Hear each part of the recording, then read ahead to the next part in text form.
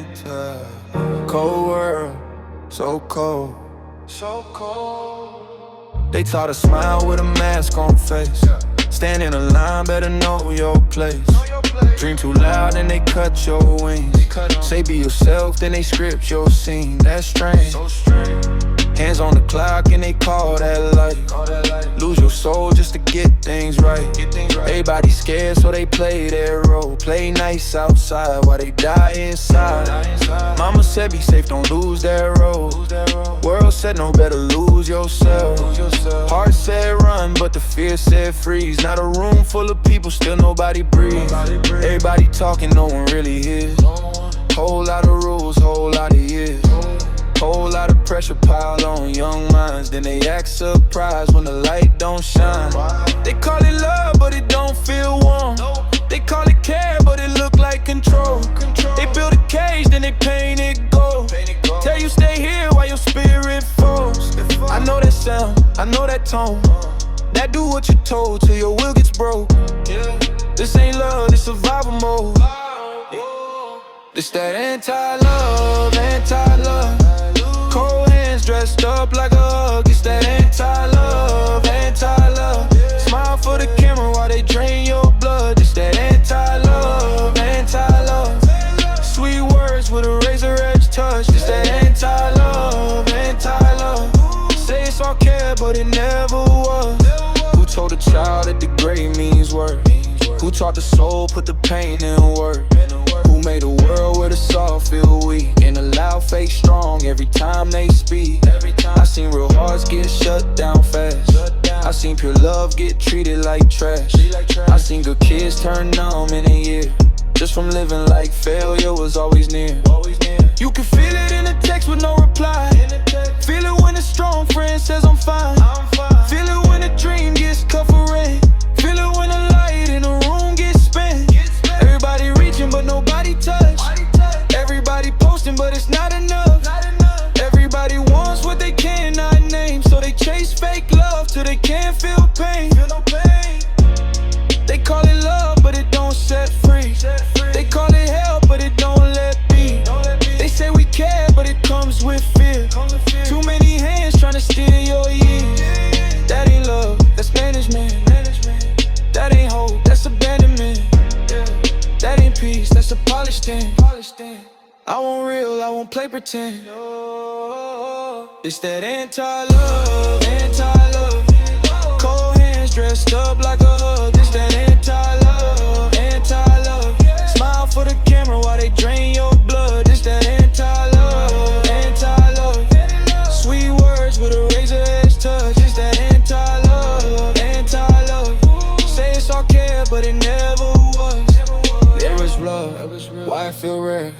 Why every room got tension in the air? Why every kid learn fear before flight? Why every truth get buried by the night? Maybe love don't shout, maybe not. Maybe love stays still. Maybe love says you can choose your will. Maybe love don't change, maybe love don't force. Maybe love's the light they've been hiding at the source. Yeah, listen. Sometimes the world don't hate you loud, it hates you soft. So soft. It tells you what to be, what to chase, what to fear, what to prove. Till one day you wake up and don't even know if the voice in your head is yours. If it's yours, that's anti-love. That's anti-love. This that anti-love, anti-love. Cold hands dressed up like a hug. This that anti-love, anti-love. Smile for the camera while they drain your blood. It's that anti-love, anti-love. Sweet words with a razor edge touch. It's that anti-love, anti-love. Say it's all care, but it never was. I want the real thing, the real thing. Not control dressed up in pretty words, pretty words. Not fear wearing heaven's face, heaven's face. Not chains dipped in gold, chains dipped in gold. Give me chose, give me buzz, give me choice, give me soul, give me soul. No more anti-love, no more anti-love. Yeah.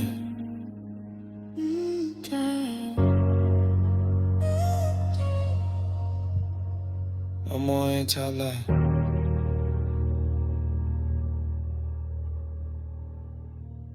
Today, we are going to discuss some extremely controversial topics.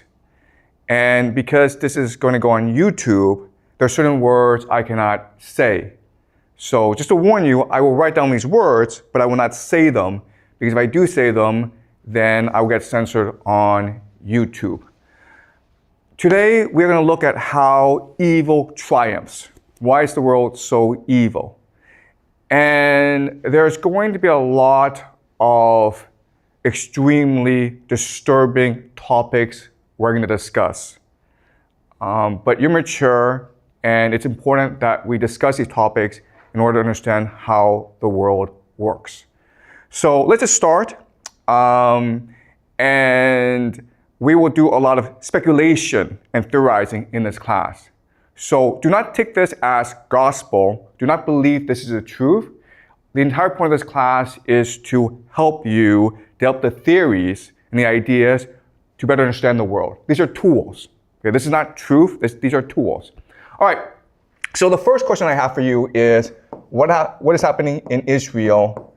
Right now, as you know, Israel is besieging, bombarding Gaza. You might have seen the videos on social media. It is disturbing. It is terrible what is happening. The word that is happening, the word that we use for what is happening in Gaza is this word. You are not allowed to say this word on YouTube, but that is the intention. What I will argue, though, is that the truth is far more disturbing than this. What is really happening in Gaza is a ritual sacrifice. And this happens quite often in human history. If you go back and you look at the real history of humanity, this happens quite often. Some of the most famous examples are the Aztecs. We've dug up temples of the Aztecs, and inside the temples are thousands and thousands of human skulls. So before they went to war, they practiced human sacrifice. They would commit mass murder of their enemies in public. So the Aztecs were really famous for this.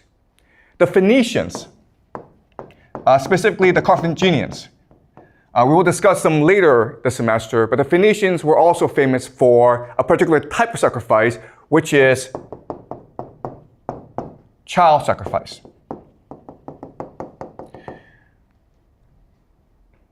The Romans wrote histories insulting the Phoenicians for practicing this sort of sacrifice. But the Romans themselves practiced human sacrifice. What they would do is that after every major war, they would capture all the major leaders, all their enemies, and they would parade their enemies through the streets of Rome. This is something called a triumph. At the end of the triumph, they would gather enemies at the temple of Jupiter. Jupiter is their god. And then they would strangle to death their enemies. That's sacrifice. That's human sacrifice. They didn't call it that, okay? And they sort of disguised it, but we know for a fact that they did do this.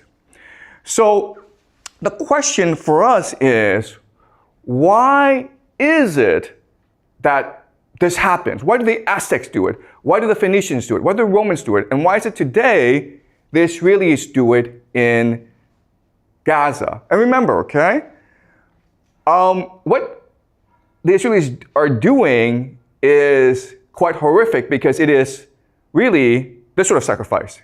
Why? Because 47%, almost half of the population of Gaza is under 18 years old.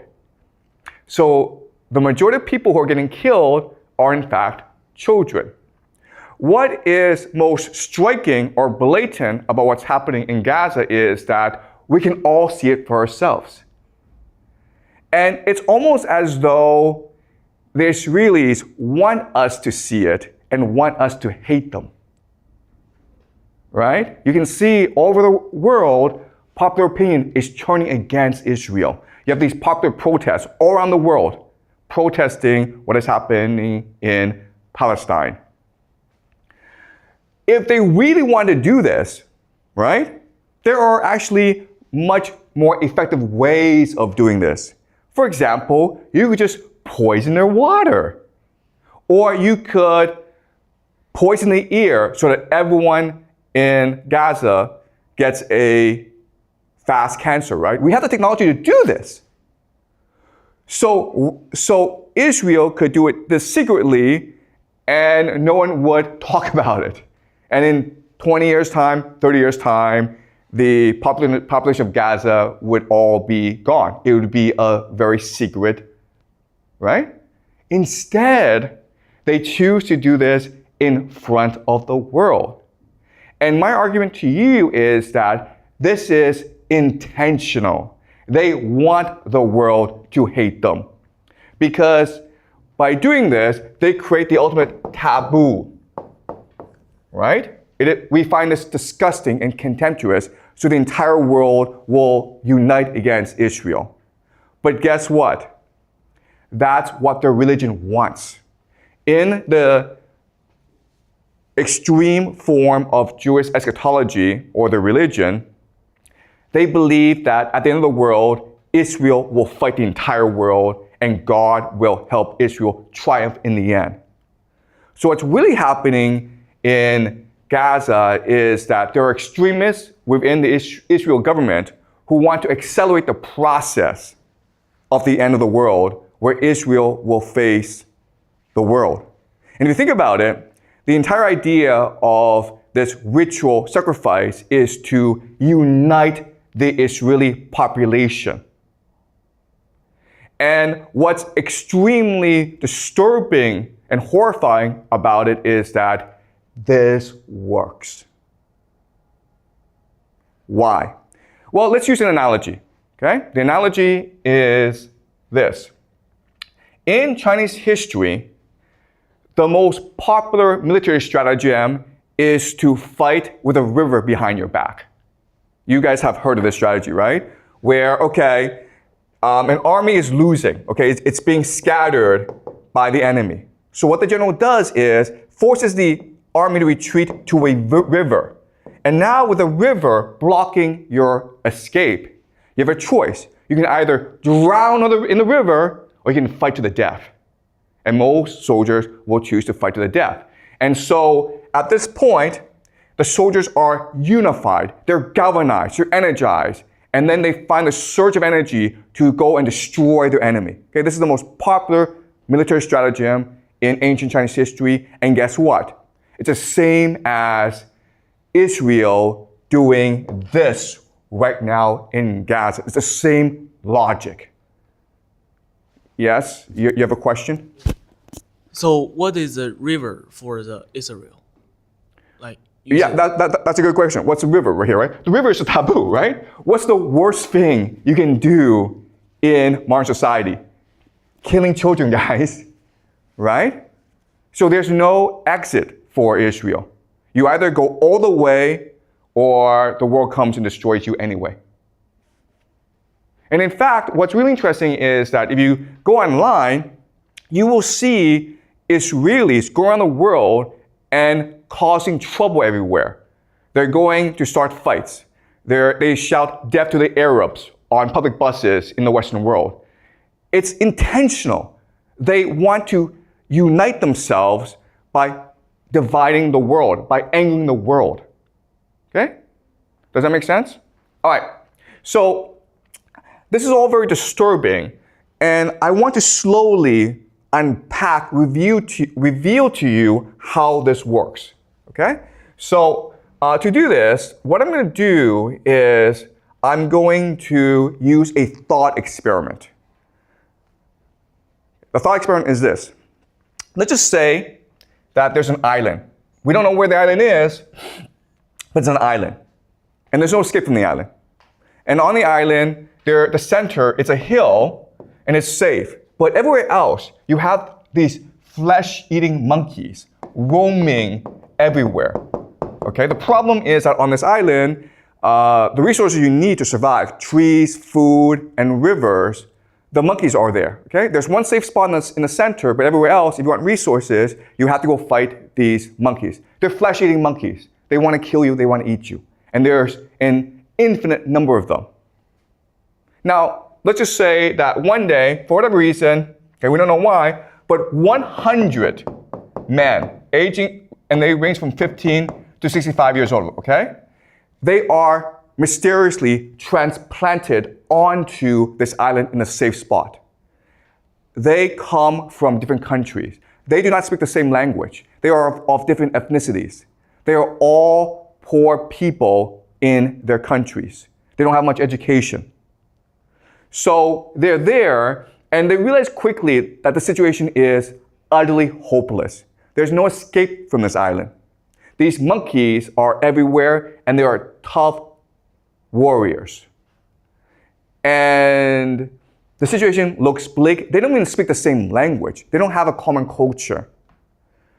So at this point, you would imagine that they would feel hopeless and just lie down and die. But in reality, what happens is the opposite. What happens is that in this hopeless situation, they find a drive, a purpose, a spirit to fight for each other. And what will happen really quickly, okay, and this is really interesting, is the first thing that they will do is they will develop a common language. They don't speak the same language. Some speak Chinese, some speak English, some speak Spanish, some speak Russian, doesn't matter. They will very quickly develop a common language. And then what they will do is, with this common language, they will start to tell each other stories of where they come from. And then these stories will become a common myth, a founding myth of why they're here. And they come to believe that God has chosen them to save the world, and that's why they're here.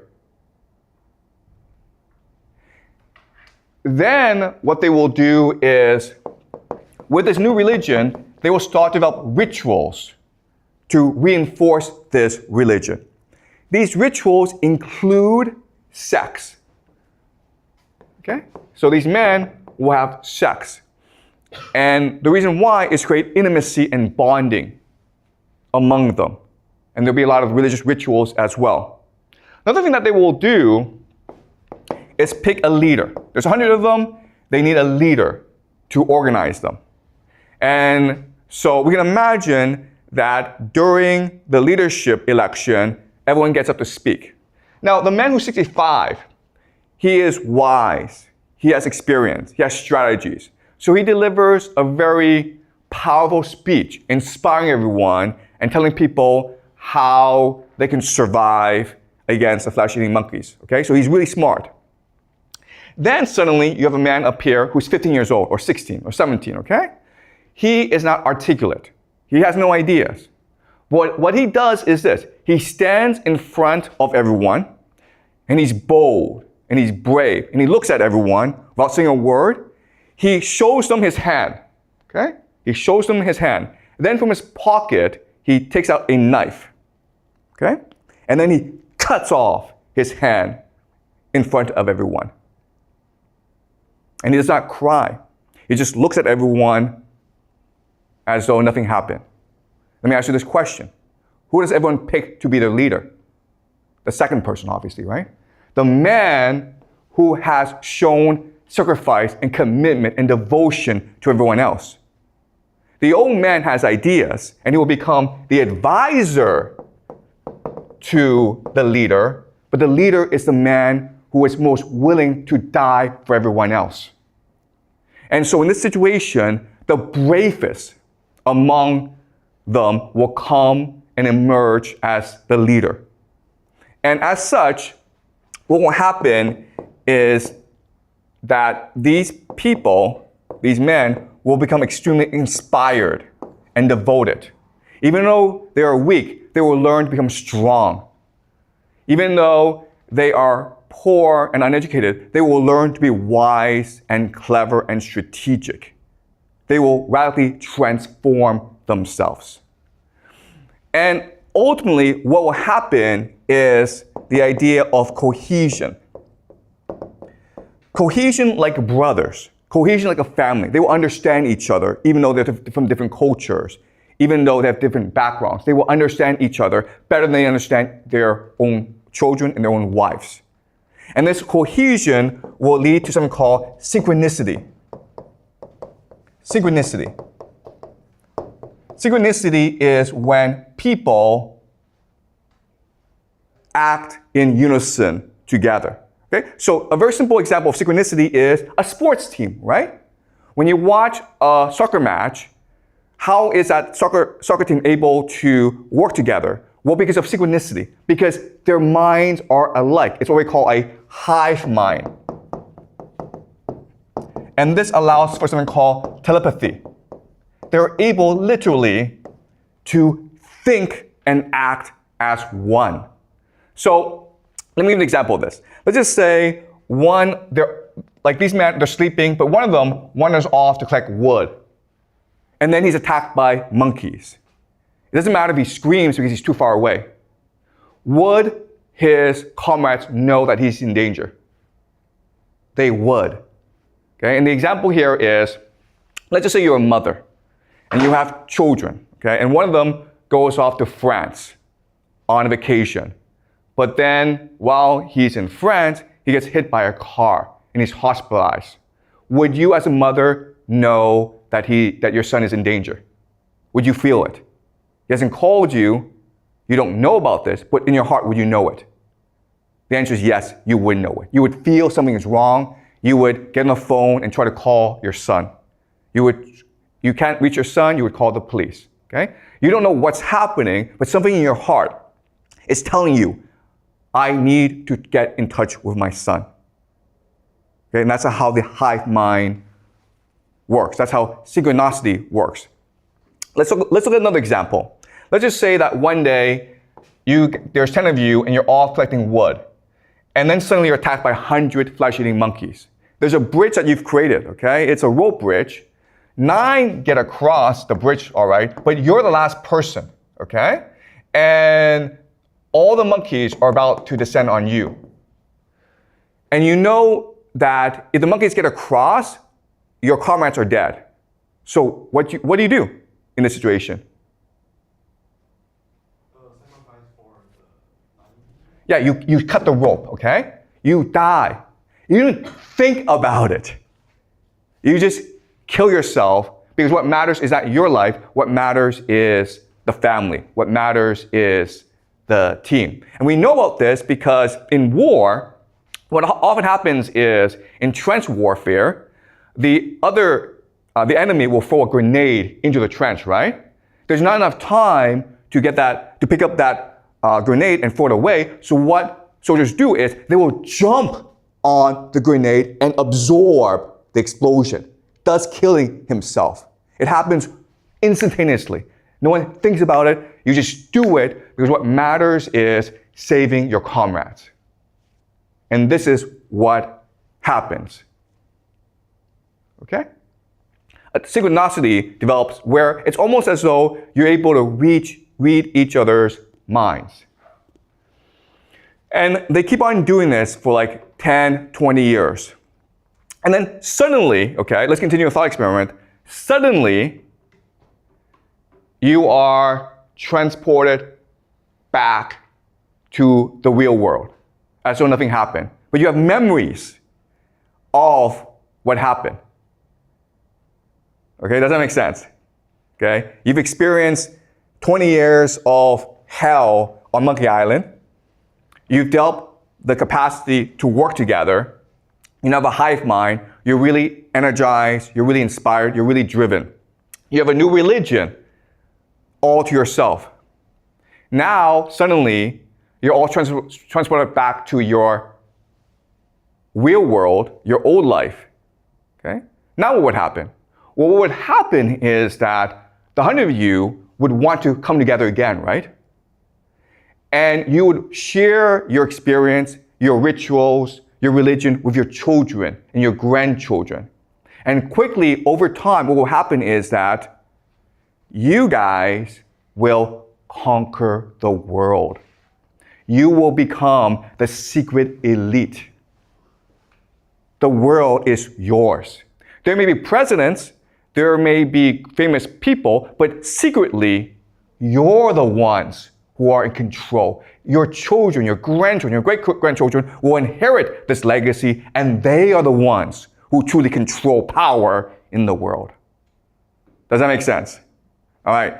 Yeah, question here.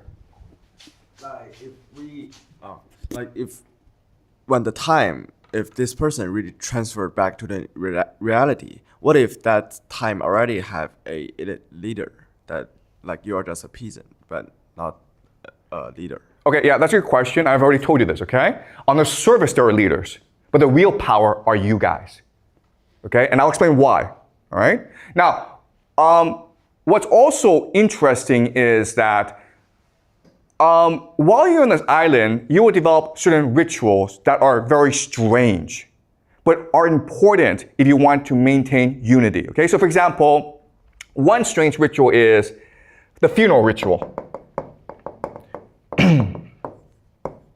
The funeral ritual. The idea here is that when someone sacrifices himself, you have a huge funeral to celebrate that person. And this may involve you cutting that person into different pieces and eating that person. Okay? But you will develop really strange rituals. Okay, does that make sense? Okay, so I'm going to answer your question. Why are these guys in charge and not the real leaders of society? But first, I want to give you some historical analogies to this. Okay? How do you know that what I'm saying is correct? Well, let's look at certain analogies in history. All right. So, Sparta. Sparta is one of the most famous military societies in world history. Sparta is a city-state in ancient Greece. And you may have heard of Sparta.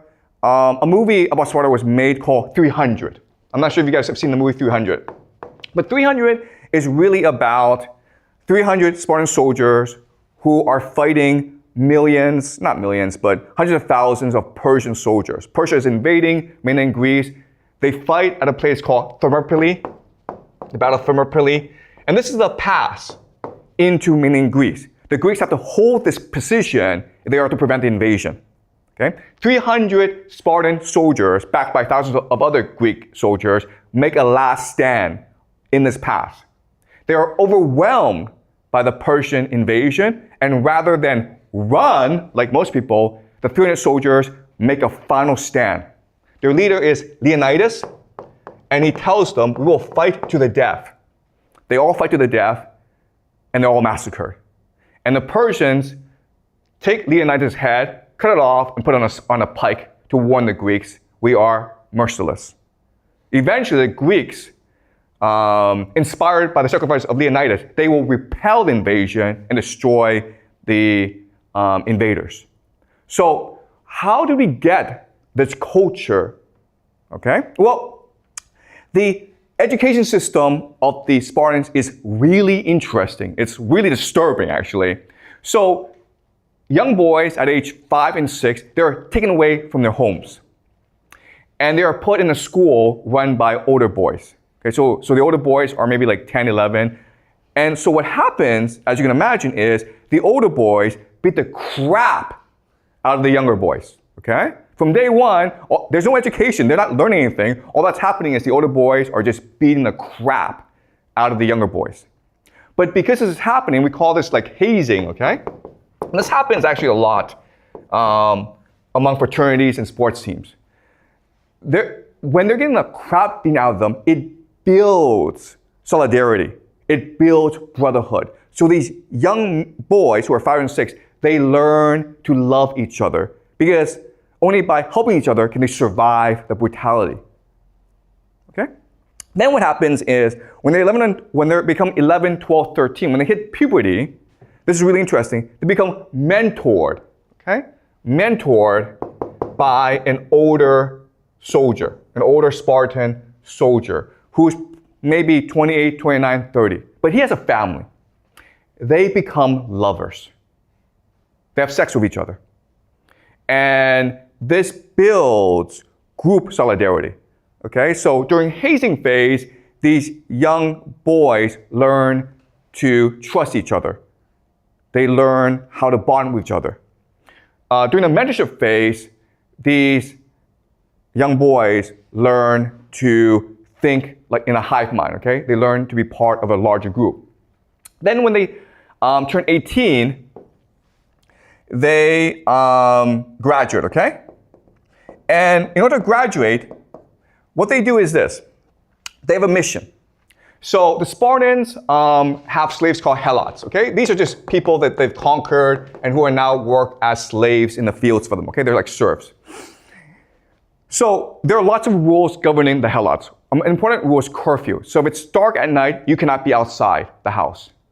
If you are outside the house at night, you could be executed, okay? So as a graduation mission, these young soldiers hide in the fields at night, okay? They hide in the fields and they wait for the sun to go down. So it's now dark.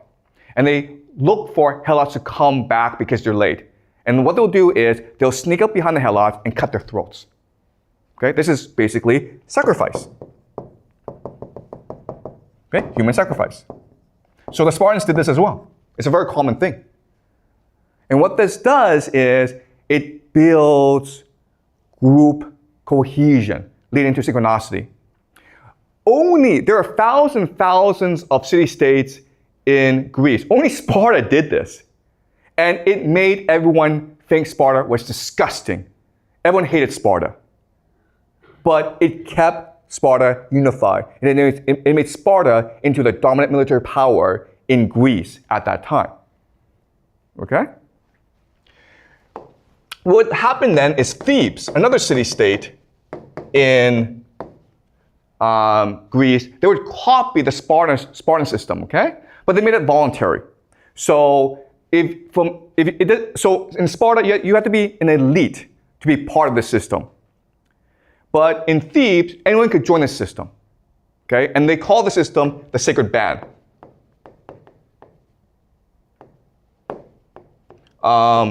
Of 300 soldiers. And they were, again, lovers, okay? But this is really important for you guys to understand. At this time in history, there's no concept of homosexuality.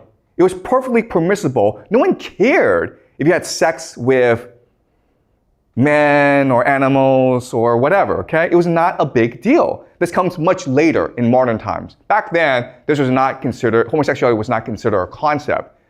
Okay, if you're out in the field, if you're out at war for like years and years and there's no woman around, you're gonna have sex with other men. It's a very natural thing to do. Okay, it doesn't mean you're homosexual, okay? So the sacred band of Thebes became the dominant military power after Sparta, okay? It's called the sacred band. And they were like the vanguard, they were the spearhead. They would be the first in battle. And they were so ferocious that their enemies would run away, okay? Then what happened is that Macedonia would copy the Theban system. Who's the most famous Macedonian in the world? Do you guys know? Which Macedonian is the most famous ever in human history? You know the name, but you may not know he's Macedonian. Alexander the Great, okay? His father is Philip II. Philip II is the one who actually built the greatest army in the world, the Macedonian army. And it was Alexander the Great, his son, who would take this army and conquer Persia. Okay, we'll learn this later on. But Philip II learned all this from Thebes. And at first, Macedonia and Thebes were allies, but Philip II was very ambitious. So then he wanted to conquer all of mainland Greece.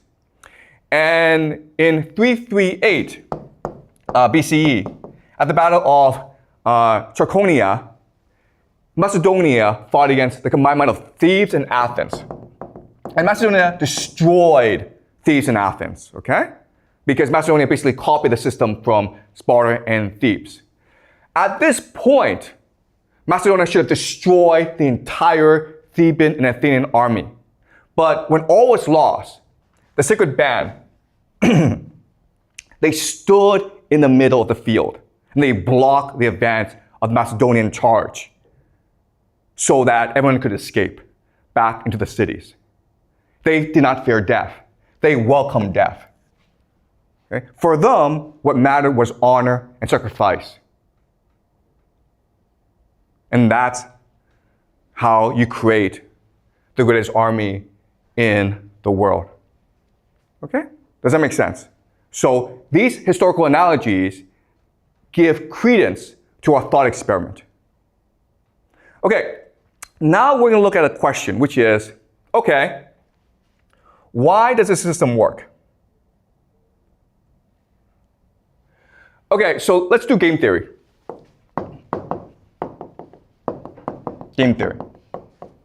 Game theory is just a study of how to win games, okay? It's a very general thing. So let's do a thought experiment and just say there's about 1 million people in the world, okay? There's 1 million people in the world, and they're all trying to win the game against each other, but only one can win. Well, according to game theory, the best way to win a game is by, does anyone know? Cheating, okay? Cheating. If you follow the rules, you will never win the game, you have to cheat. And in this game, the best way to win is by coordinating with other people, right? Because everyone's playing by himself. So if you can work with other people, then that gives you a huge advantage over everyone else, right? The problem with this is the moment that people start coordinating, it forces an arms race of coordination. So maybe these few are working together. These 4 now are forced to work together, which now forces these 5 to work together. Okay? So, if you are the first to work together, you get screwed in the process. So, if you cheat, you have to cheat secretly. Okay? You have to coordinate without people knowing you're actually coordinating together. You have to conspire secretly. Okay? And there are different ways to collaborate secretly. Okay? So, let's look at examples. So, family is one example, right? Of coordination, synchronicity. Another example is religion. If you have a leader, right? If you have a similar race, ethnicity, you have a similar language. Okay, so these are examples of how you get people to coordinate together. The problem is that these are all obvious to people, which forces them to do the same thing. Okay? But there's a strategy that you can use that allows you to coordinate secretly and defeat all your enemies. And this strategy is called transgression.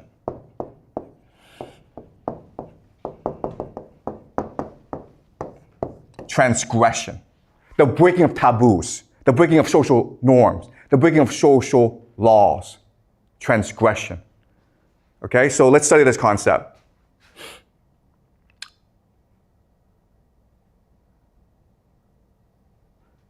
All right, so the idea is that, the theory is that the greater you transgress, okay, this is the level of transgression, the greater your cohesion, which leads to synchronicity. Okay, that's a theory I want to propose to you. All right? So, transgression, I mean, it's a very simple idea. You're breaking the rules, right? You're cheating. And therefore, everyone wants to put you in prison. Which means that the only way that you can survive is if you keep the secret among your group, right? Which forces cohesion. Does that make sense? All right? And we see this in all aspects of society, right? So the most basic form of transgression is just joking or pranking, right? So for example, you guys, 6 of you, decide, you know what, we're going to play a joke on the school. We're going to cover all the rooms with toilet paper. It's a joke, it's a prank. But obviously, you don't want to get caught because the school will punish you. And this joke and this prank will make you more cohesive, right? because now you have a secret amongst yourself. And if anyone betrays you, you're all screwed. Right? Does that make sense? That's the logic. The other thing that's really interesting is that when you transgress, when you break a taboo, you feel empowered. You feel liberated. And it becomes addictive. Right? You fill the school with toilet paper. You're like, that was a lot of fun. Why was it fun? Because you broke the rules. You feel I'm more powerful than my teacher. So you keep on doing more and more of this stuff, right? Then you may be like, hey, let's go to the store and steal a candy. That candy may cost $1. Nothing, right? But you try it and you are terrified. You're seized by doubt. You're seized by fear. Sorry, so this is the sound that tells us that we should go on break, but again, we don't go on break in this class, okay? So I apologize. We're not taking a break. We keep on going, okay? But that's what the sound is. Okay, so you're terrified because your mother, your teachers, everyone told you stealing is bad, right? But when you actually go and do it, how do you feel? You feel energized. You feel liberated. You feel empowered. And if your friends were with you, the friendship becomes much more unified, much more cohesive, much more synchronized. Does that make sense? And now you want to like, let's break more rules. Let's see what happens if we break more and more rules. And you keep on going because it's addictive. And ultimately, there's a transgression that is the ultimate taboo, which is what? You guys know? Yeah, right? This. Right? Can you think of a more worse transgression than this? That's why they do it. Because it feels empowering. It releases energy. They do it because they believe that when you do this, it releases divine energy. And when you actually do it, okay? Guys, I'm not telling you to go do this, okay? Please do not do this. Okay? And please remember, okay? This is evil. We should not be doing this. But when you actually go and do it, those who can do it, they feel as though they are now inundated. That now they are now filled with divine energy. They found the secret of the universe. They found the ultimate power in the world. Another transgression, which is not as bad, but pretty bad, is the idea of incest, right? And there are secret societies out there, guys, that do this. And you know what, guys? I hate to tell you this, okay?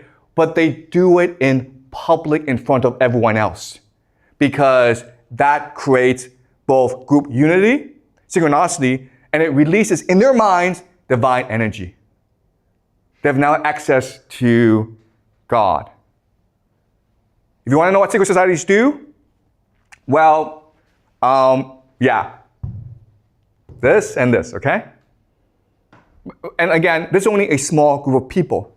But now we know why these people control the world. Because they're able to keep secrets. Because they're more motivated than everyone else. And they're able to work together in a way that allows them to achieve ultimate power. These leaders you see, right? These leaders you see, they are puppets. They are just the face. The real power are these secret societies that practice these rituals. And again, I'm not saying this is the truth. I'm just saying this is a possible theory about how the world works, right? Because this is a class of speculation. It's a class of theory. Don't think this is the truth, okay? But you can think about how this works and ask yourself, does it explain the world? Okay? All right. So having explained this, what I want to do now is go into the deep theory as to why this is happening. Okay? So if you talk to these people and they're honest with you, they'll tell you that when we do this, we access God and God gives us divine power because they're superstitious and they're stupid. Okay? Just because they're the elite, just because they're powerful people does not mean they're clever. In fact, they're kind of stupid if you actually meet them. Right? But I'm going to explain how this system works. And when I explain it to you, it will make sense. Okay, but are we clear so far about what's happening, guys? All right? I know this is disturbing, and I know I'll probably get banned on YouTube for this, but it's important that we do this, okay? All right, so now I'll explain the theory as to why this is happening. How is a transgression is able to unleash divine energy? Okay, so Kant. We will look at some major thinkers, and they're really deep thinkers, and we'll go more into them this semester, but I'm going to introduce them, okay? So Kant. Remember from the first class, Kant had a theory of how the world works. There is no objective reality that we see, okay? So before, the assumption was that we just absorb reality, okay? But Kant says that we are active. Sorry, we'll wait for this.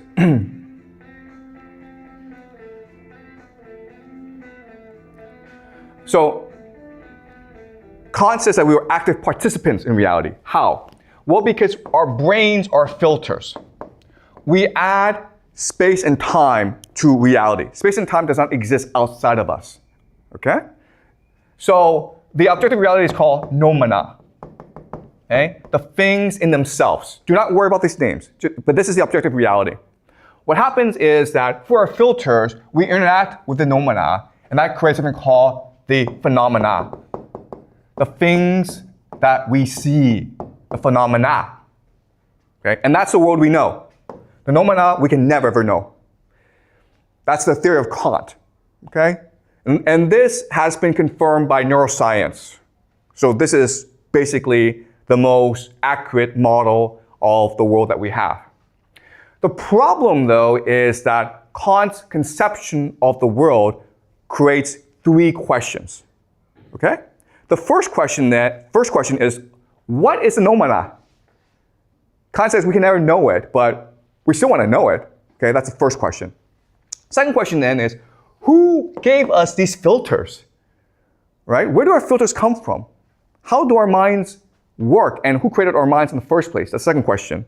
The third question is, if we are all seeing the world through our own lens, how do we know that we're seeing the same world?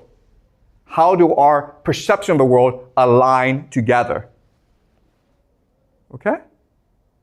So Kant creates these problems. Hegel, who comes after Kant, Friedrich Hegel, by the way, he proposes a solution to these three problems. And what he says is this, and this is really important for us to understand, is the noumena is the Geist. The Geist is hard to translate. We usually translate it to mean spirit.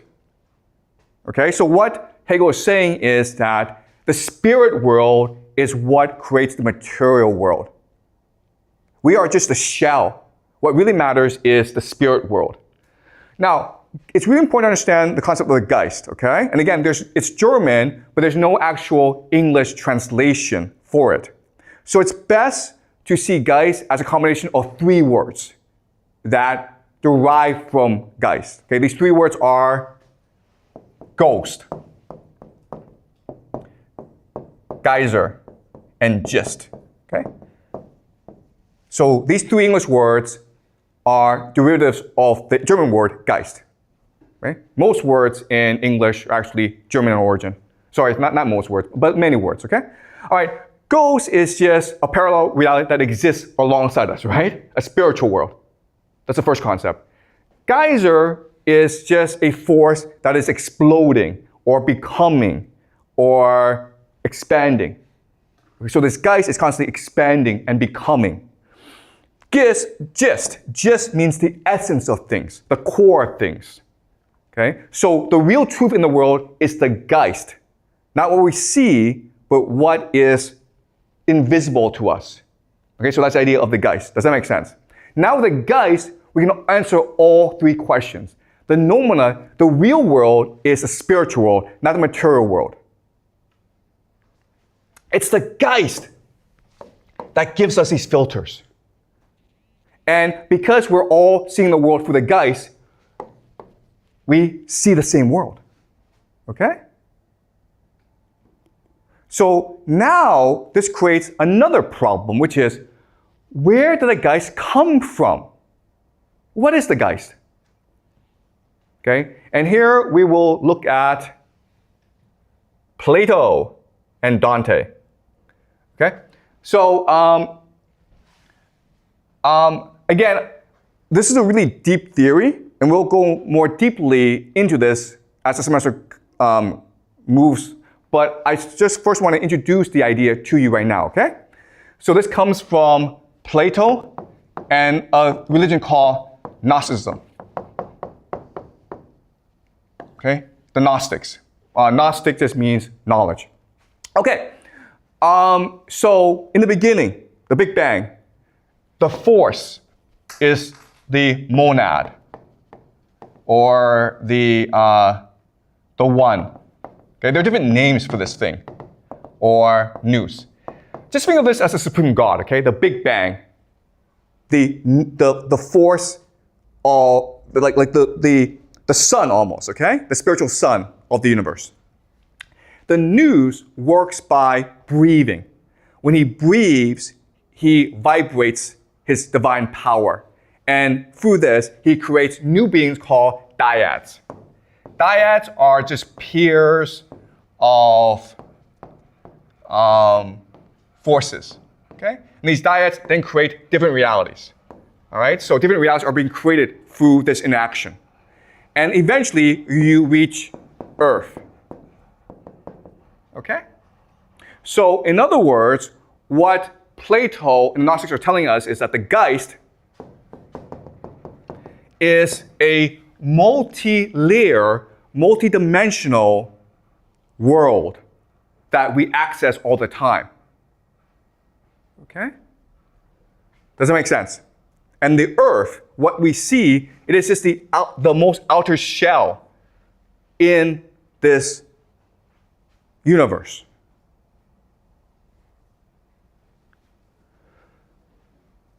Is this clear to you guys? All right.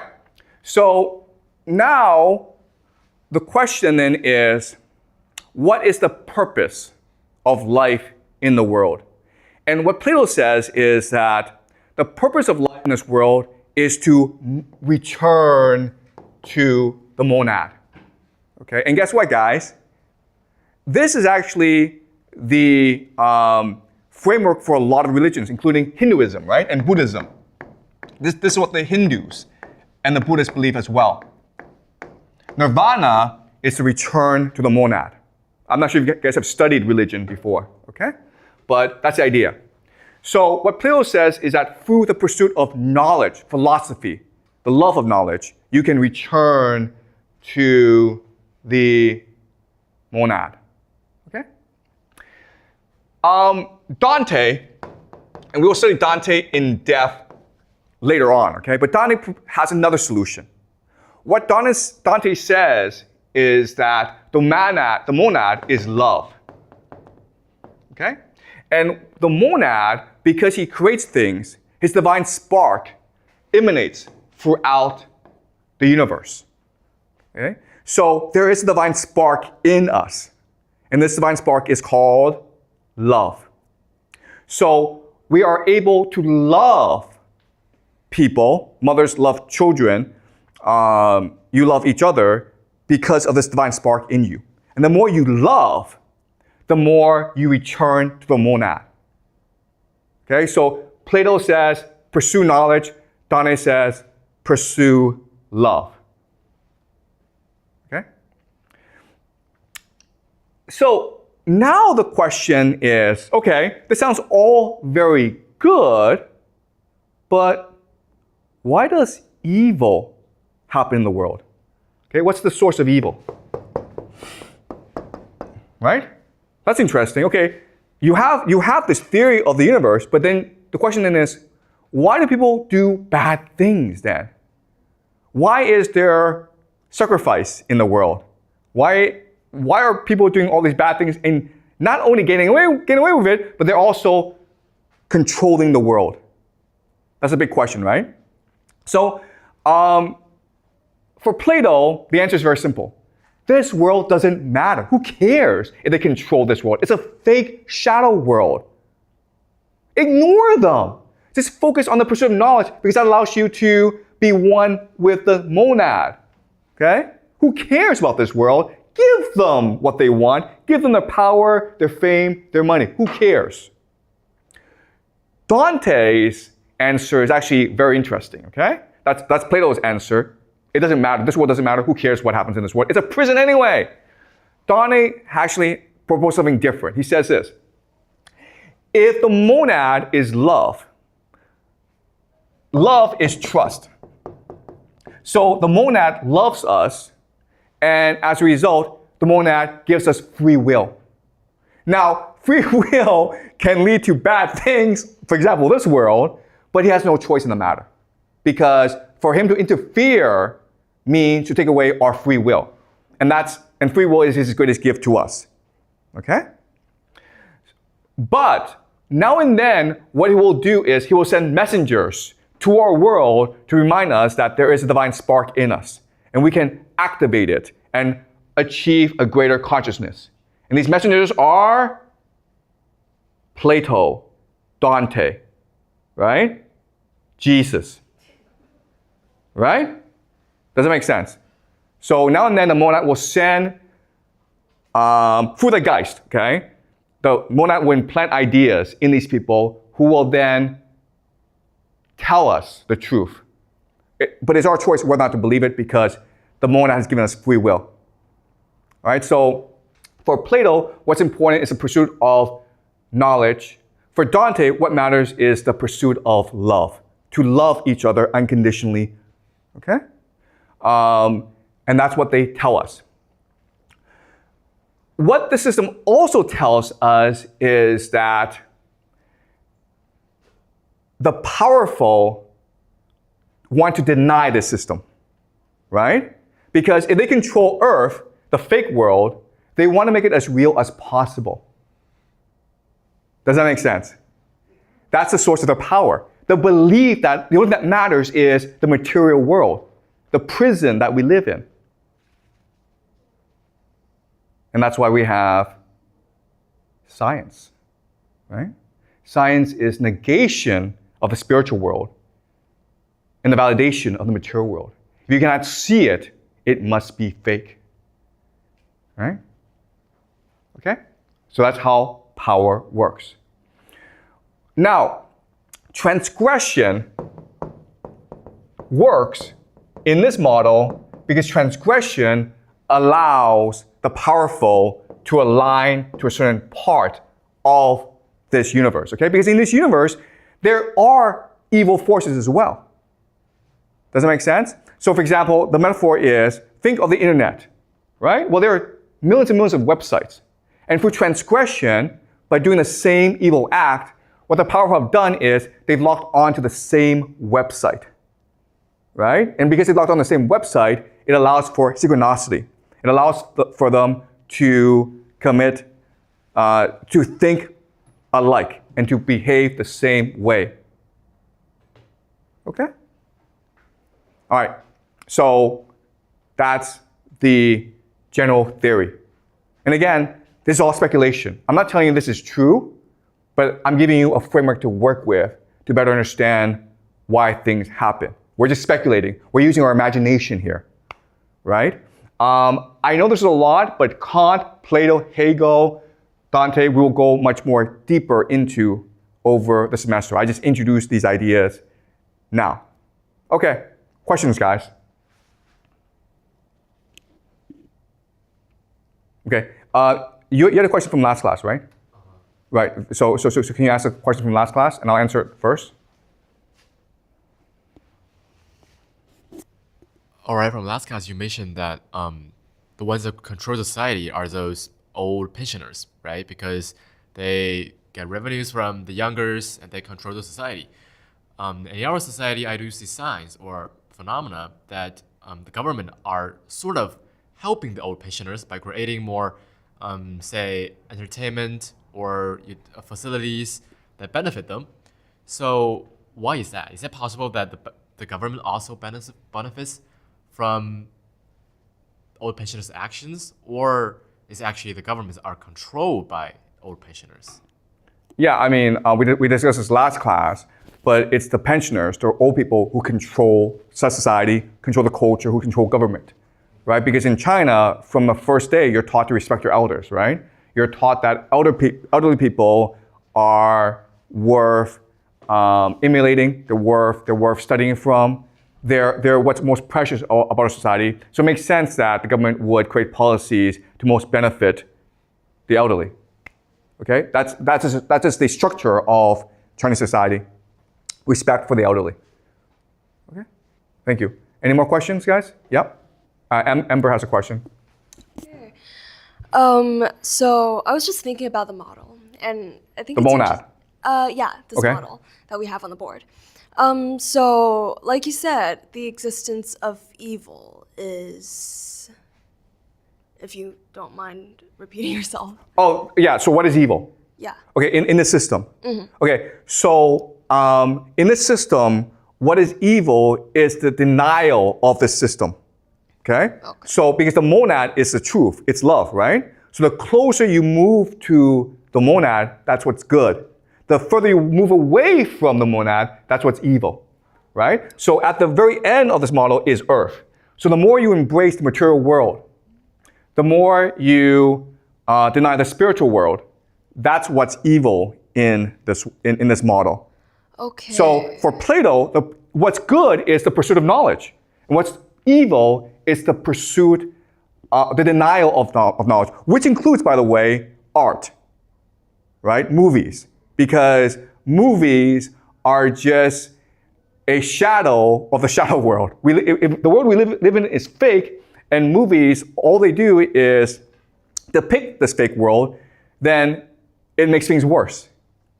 Okay? And Dante, whatever allows for more love is good. What allows for less love is bad. Okay? So just to add on to that, so what if, like we mentioned earlier, sacrifice can be considered as a way to unite people. It creates cohesion. Yeah. And with cohesion, it unlocks divine energy because you're accessing a part of this model. Okay. Yeah. Does that make sense? Yeah. Right? So, and that's why, as you're doing this sacrifice, they are worshiping a certain god. Right? So sacrifice is part of their religion. It's not done independently. They have a religious framework for the sacrifice, and that's why they do it. Right? They don't do sacrifice for the personal sacrifice. They do sacrifice as a consummation of their religion, because that's what their religion demands of them. Right? And because so they're worshiping a god, they're sacrificing these people to send to this god. Okay. Right? So they're accessing a part of this model, which is a lower part, okay? And there are evil beings in this model as well, right? But they go lower. So by being evil or like doing the bad deeds, we get, as long as it creates love in Dante's theory, it gets us ultimately closer to the monad, yes. But the evil now that we perceive is constructed by our current society. So Yeah, so what Dante is saying about our current society is that our society is first and foremost anti-love. It does not allow for people to love each other. So for example, school, right? So without school, your parents would just care about your happiness. But because of school, parents care about your grades and whether or not you get into a elite American college and whether or not you get a good job. And so the parents deny your free will. They deny your agency. And as a result, you don't feel loved.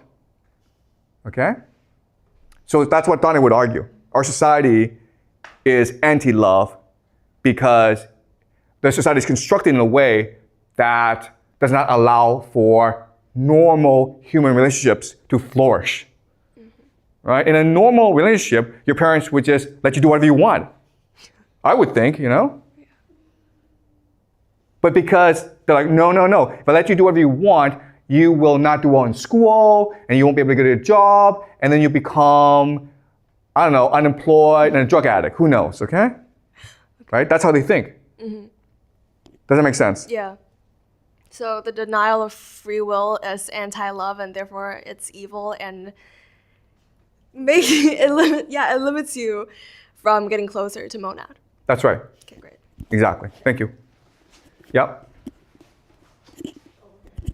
Just like the what Amber mentions that this world is anti-love, but what is the purpose of like not letting us get closer to the monad?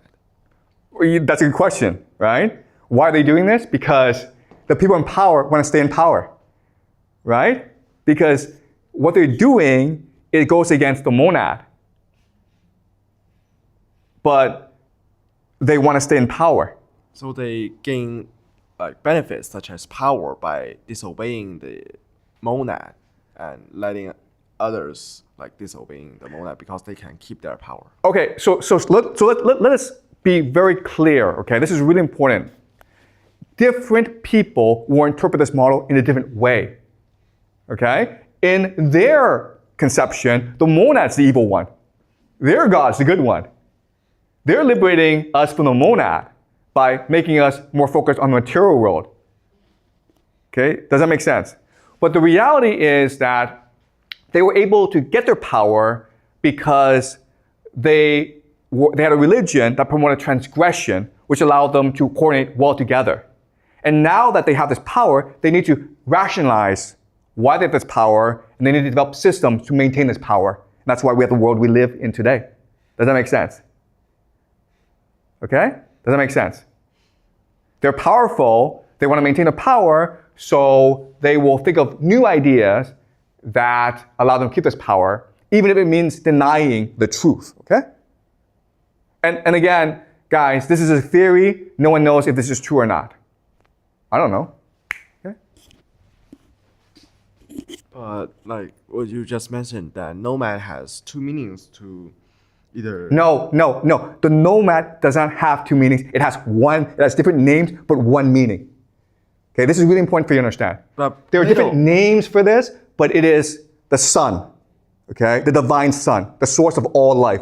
So Plato defines nomad as knowledge, and Dante defines nomad as love. No.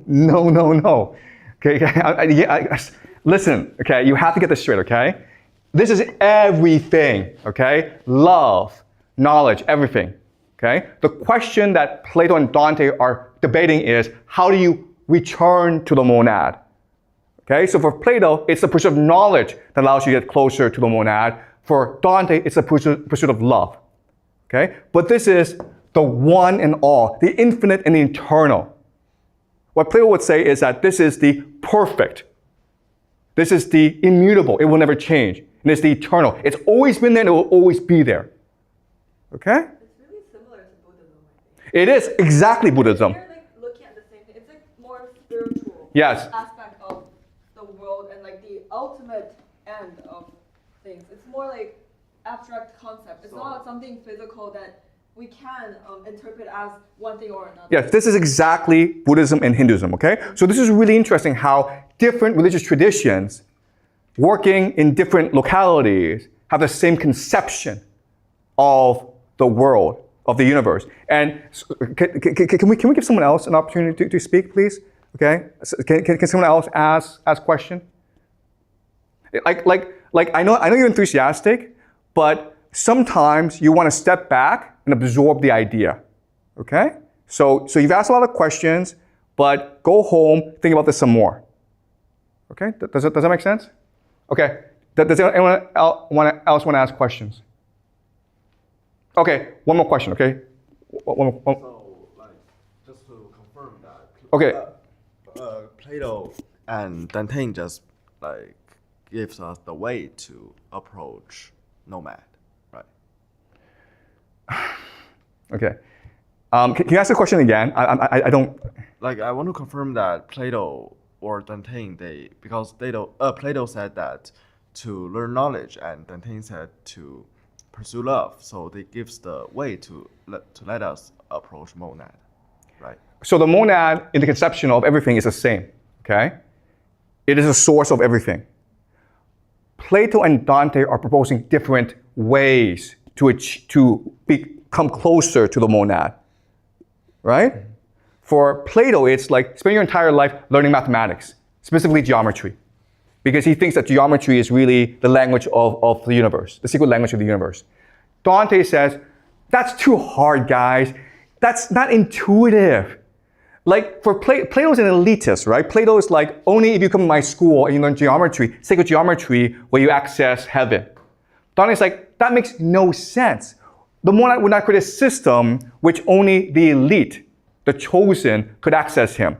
The monad, if he truly loves everyone, will give everyone the capacity to reach him. And that capacity that is accessible to everyone is love, right? Doesn't matter who you are, you can all love.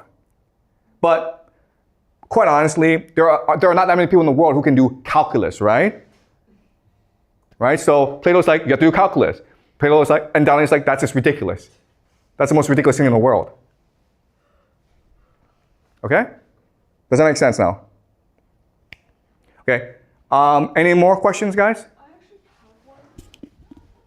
Like, why is that like a lot of other like religions and, you know, Plato or like Dante, they came to the same realization of monad? Like, why is that? Like, it's from different places in the world, different regions, but like, why do they all have kind of the same thing about wisdom or like knowledge in general?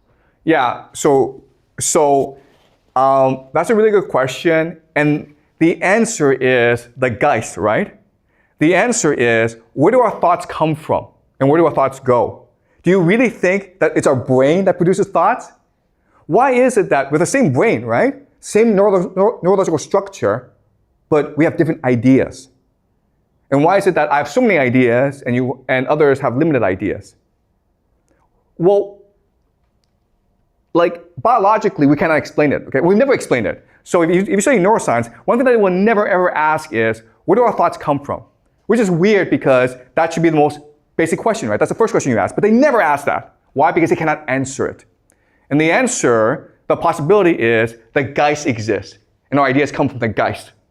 And when we think of ideas, it goes back into the Geist, right? It's a ghost. It is with us and it is not with us. There's just like a big system out there that everything comes from there, so all of the things will go back there eventually. Exactly. And that's why. And that's how we can explain why all these different religions have the same conception of the universe. Because they're getting this conception through inspiration, right? Through communication with the Geist. Right? Does that make sense? Okay? I think that makes a lot more sense than, oh, the synapses in our brains, you know? They fire together and they hit and like, ooh, we have an idea. I don't know. Okay, all right, so great. We will continue this next class. Okay?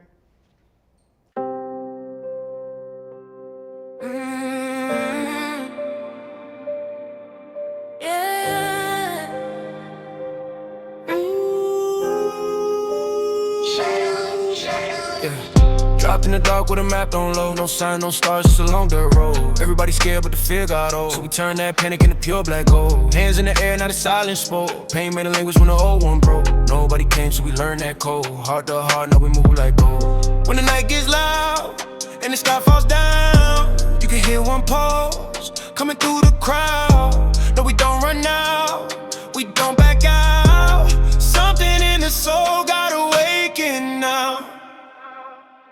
Yeah. One heart, one sound, 10 feet on the ground. Hot mind, feel it moving now. No fear, no change, we don't think the same. But the storm locked in and it made us one. Yeah. Hot mind, feel it in your lungs. Yeah. Hot mind, when the night still comes. One spark, one flame, now we can't be tamed. When the pressure hit, yeah, it made us us one. Built from the edge where the weak get named, where the lost find fire and the hurt gets framed, where the world says kneel and the soul says change, where a broken voice that can shake the stage. I seen boys turn steel, seen doubt turn faith, seen 10 eyes locked and predict one play. Like who said love can't live in pain? Who said light don't bloom in the pouring rain? If I drift too far, you still know my scars. You can feel that pull, like a walk through the dark. No, this ain't love, no, this ain't art. This that thing you feel but can't name in your heart. In your heart. One heart, one sound, 10 feet on the ground. Hot mind, feel it moving now. No fear, no change, we don't think the same. But the storm locked in and it made us one. Hot mind, feel it in your lungs. Yeah, yeah. Hot mind, when the night still comes. Ooh, one spark, one flame, now we can't be tamed. When the pressure hit, yeah, it made us one. Whispers in the wind, I could feel you there. Even when you're gone, you're still in the air. What is this force? What is this glow? Why do I know what I don't even know? Why do I move when you don't say a word? Why does the silence feel louder than her? One heart, one sound, 10 feet on the ground. Hot mind, feel it moving now. No fear, no change, we don't think the same. But the storm locked in and it made us one. Hot mind, deep inside the drum. Yeah, hot mind, now the signal comes. One spark, one flame, now we know the name. When the pressure hit, yeah, it made us one. Made us one, yeah. Made us one. Ooh, shadow,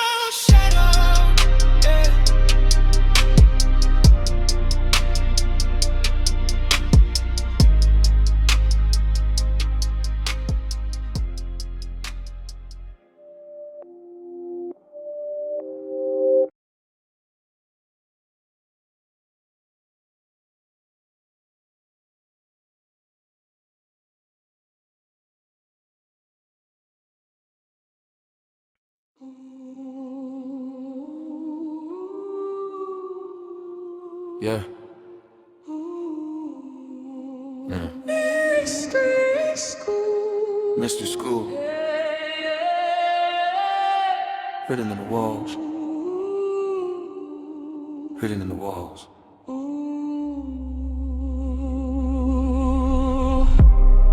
They built a crown out of stone and rules. Buried old songs under newer truths. Changed the names, but the flames stay lit. Covered the mirror, but the soul won't quit. Bird in the sky, bull in the dust. Oboe gone, but it still lives in us. Read that line, then read between. Every empire hiding what the first one seen. They called it myth when the voice got old. Turn living fire into books and codes.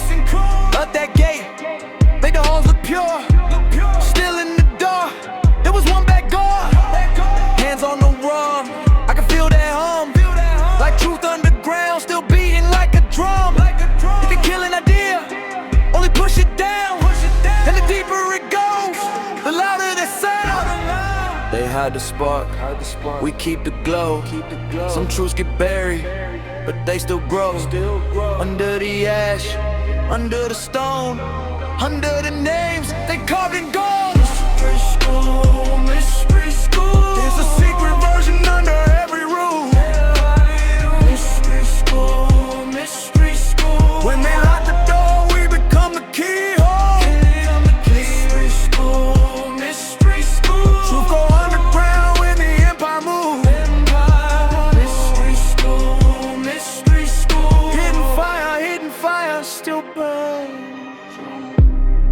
What is a symbol if it still can breathe? What is a ruin if it still can teach? What is a prayer if it leaves your mouth but never goes in where the light comes out? I heard the old one speaking signs, not in a straight line, more like stars align. Not just facts, more living thread. Something in the heart that the mind still read. Gold on the altar, dust on the floor. Same old hunger, dressed up in more. Everybody want truth, till the truth got deep.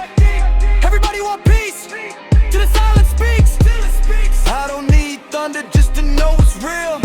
Sometimes the deepest thing is the thing you feel. Like a lamp in the chest, when the room goes black.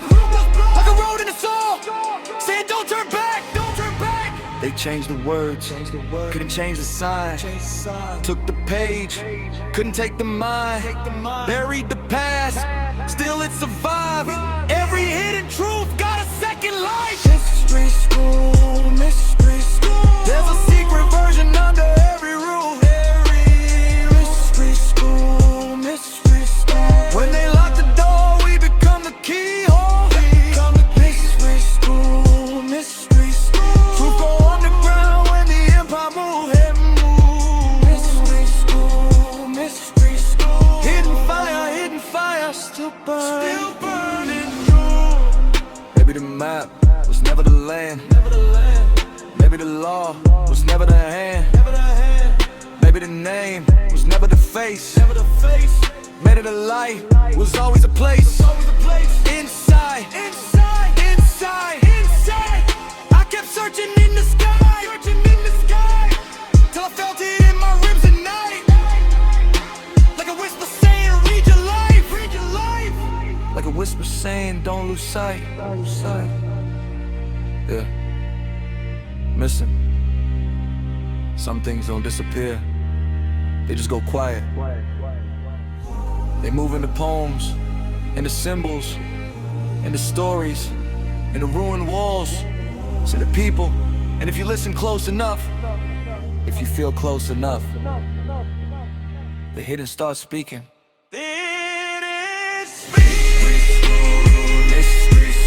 There's a secret version under every room. Mystery school. When they lock the door, we become the keyhole. Mystery school. Truth go underground when the empire moves. Mystery school. Hidden fire, still burning.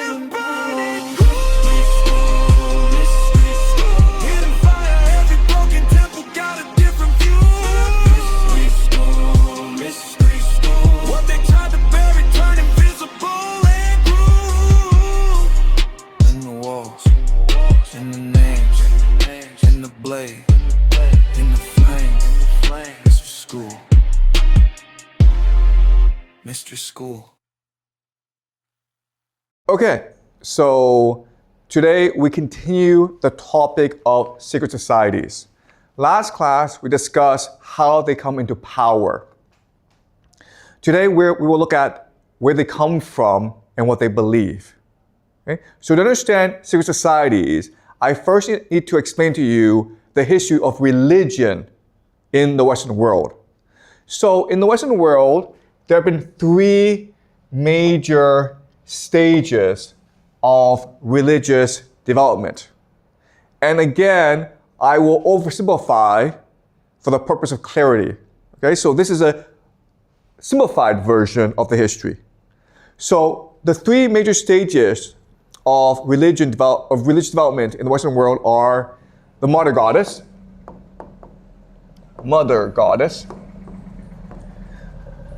polytheism, and monotheism. Polytheism means many gods. You believe in many gods. Monotheism means one God, that only one God exists. So the mother goddess civilization came about because of agriculture.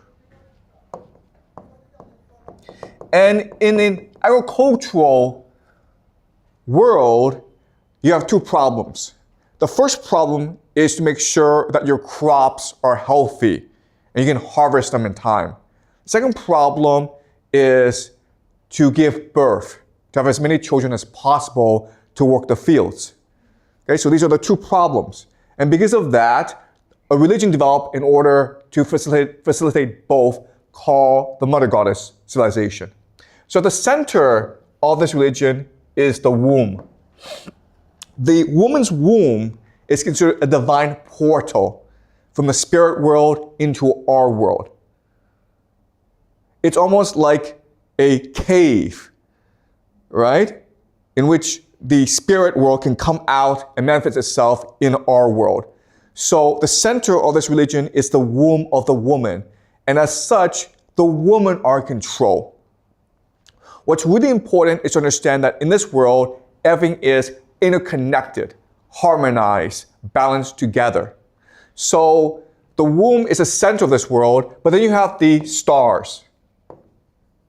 Okay, the stars. And of course, this gives rise to astrology. Astrology is a study of the movement of the stars in order to understand its impact on our world. Okay? Then you have, of course, the crops. Right? So in an ideal world, all three are aligned together. By studying the stars, you know when to best plant the crops and when to best have children. And in this world, again, it is the women who are in control. They have the high status in society because they believe that women are direct representatives of the Mother Goddess who rules the world.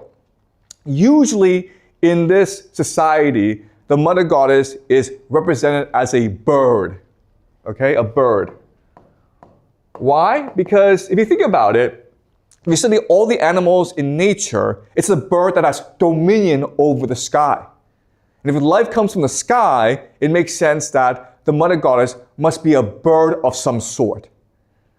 But the Mother Goddess is also paired with a bow, okay? A bow. Why? Because the bow is a symbol of virility and energy. You cannot get pregnant as a woman by yourself. You need a man to do it for you. Okay, so the bird and the bull are the two symbols of worship in this world. Now, this world is very strange from our perspective because there's no property. Everything belongs to everyone. There's no hierarchy. Everyone is the same.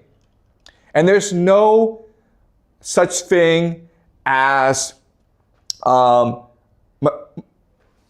sex by yourself, okay? So sex is actually a community act. So there are these rituals called fertility cults, in which they have sex together. In fact, many men will have sex with one woman. And it makes sense because as a woman, you want to have the best DNA.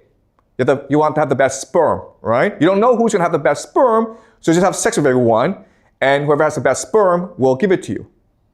Okay? So that's the Mother Goddess civilization. Then we switch to polytheism. So why did we make the switch? The answer is war.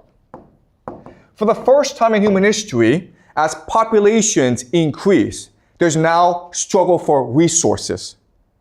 And what's the most important resource in this world? Do you guys know? The most important resource is women, right? Females. Because it's females that give birth. And so with war, we have a new concept called property. In order to get men to fight wars, you have to give them something as a reward, right? So they get to have a woman, a wife. And now this wife belongs to them and only them. So in this world, what happens is that you now have property, hierarchy, and marriage. And the role of the woman decreases and the role of the man increases. Okay? At the same time, what's happening is that these different societies, in order to fight wars, they have a god. Okay? And when they go to war, it's like the gods are going to war. And if you lose the war, what it means is that your god is inferior to their god. So now you have a hierarchy of gods. So to maintain peace, what happens is that if you lose the war, you admit that your god is weaker than their god, and you now must obey their god. Right? And this is what we call the pantheon. So remember, in the Greek pantheon, Zeus is at the top, and you have Apollo, Ares, Aphrodite, okay? Everyone else is a lower god. But before, they were separate gods. And in a series of wars, the people who believe Zeus is the best god won out against the other gods. And as a result, the other gods became Zeus's children. Yes? Do you have a question? Why does the men are fight for women, but women don't fight for men? Like the women don't fight for the men. So why? Okay. So the question is, why do men go to war and why don't women go to war? Okay, so that's a really good question. Okay, so let me explain it to you very slowly. So in this world, the women are in control, right? So women have all the status. But over time, as populations increase, you have young men who have no families. And these young men are discarded from the societies because of lack of resources. So these young men now have a problem. They need to find wives in order to survive. So these young men start to raid other societies in order to capture women. Okay, do you understand? So in this society, it's never young women who are discarded because they have value to their society. It's always young men who are discarded. And as a result, these young men become like wolves, okay? They become like a wolf pack who then go and pillage other villages. And that's how you start, and that's how you have the origin of war. Okay, does that make sense? Yeah. Okay, so now you have this pantheon of gods, okay, which leads to polytheism. Then we make the switch from polytheism to monotheism. Why? Because now you have a new idea called empire. Specifically, the Roman Empire, and they introduced a new religion called Christianity, which is the first monotheistic religion in the world. There's a lot of debate as to what was the first monotheistic religion. Some people say Zoroastrianism, some people say Judaism. I will show you in this class later on that actually the first religion that was monotheistic is Christianity, okay? So the difference between this society, which is a society based on war, is there's a lot of humans, but humans are still the most precious resource. Therefore, it is not in your best interest to kill everyone. But when you have an empire, like the Roman Empire, you don't have to worry about killing other people. In fact, you can go and destroy entire societies, which is what the Romans did. And you can now, as an empire, impose your reality, your God, on everyone else. And that's how you have monotheism. Does that make sense? All right? So, having explained that, what I want to show you now is how the worldview, our understanding of the world, changes over time. Okay? So, in the mother goddess civilization, there are two things about their world that's very different from our world, okay? So the first major difference, and this is really important for you guys to remember, is they understood that mind led to matter. Mind leads to matter. But in our world, we believe that it's matter that led to mind. Okay, do you understand? So in science class, you're taught we have a brain, then the brain because of synaptic connections creates the mind. Okay, so it's matter that leads to mind. Even though we're taught this, if you think about it, it actually doesn't make any sense. Because how does our small little brain, how is it able to do so much processing, which is the mind, right? How are we able to imagine? How are we able to dream? It's really confusing for us.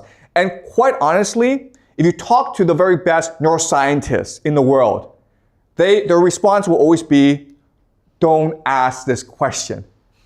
Okay? It's never like we don't know. It's always like, don't ask this question. Okay? This question is forbidden to ask in neuroscience.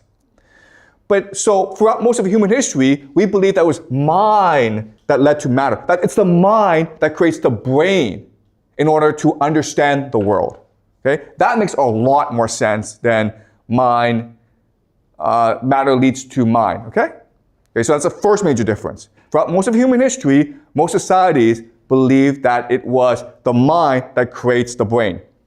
The second major difference is that this is a metaphorical world. In other words, they spoke using metaphors. They understood the world through metaphors. Today we live in a literal world. Okay, what's the difference?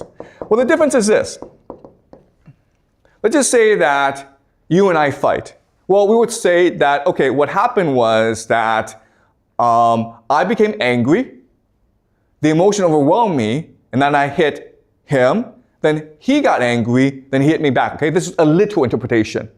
But back then, the metaphorical understanding was that anger is a god who seized me and who propelled me into the fight. And then anger unleashed the god of vengeance, who fought back by seizing the other person to fight me back, okay?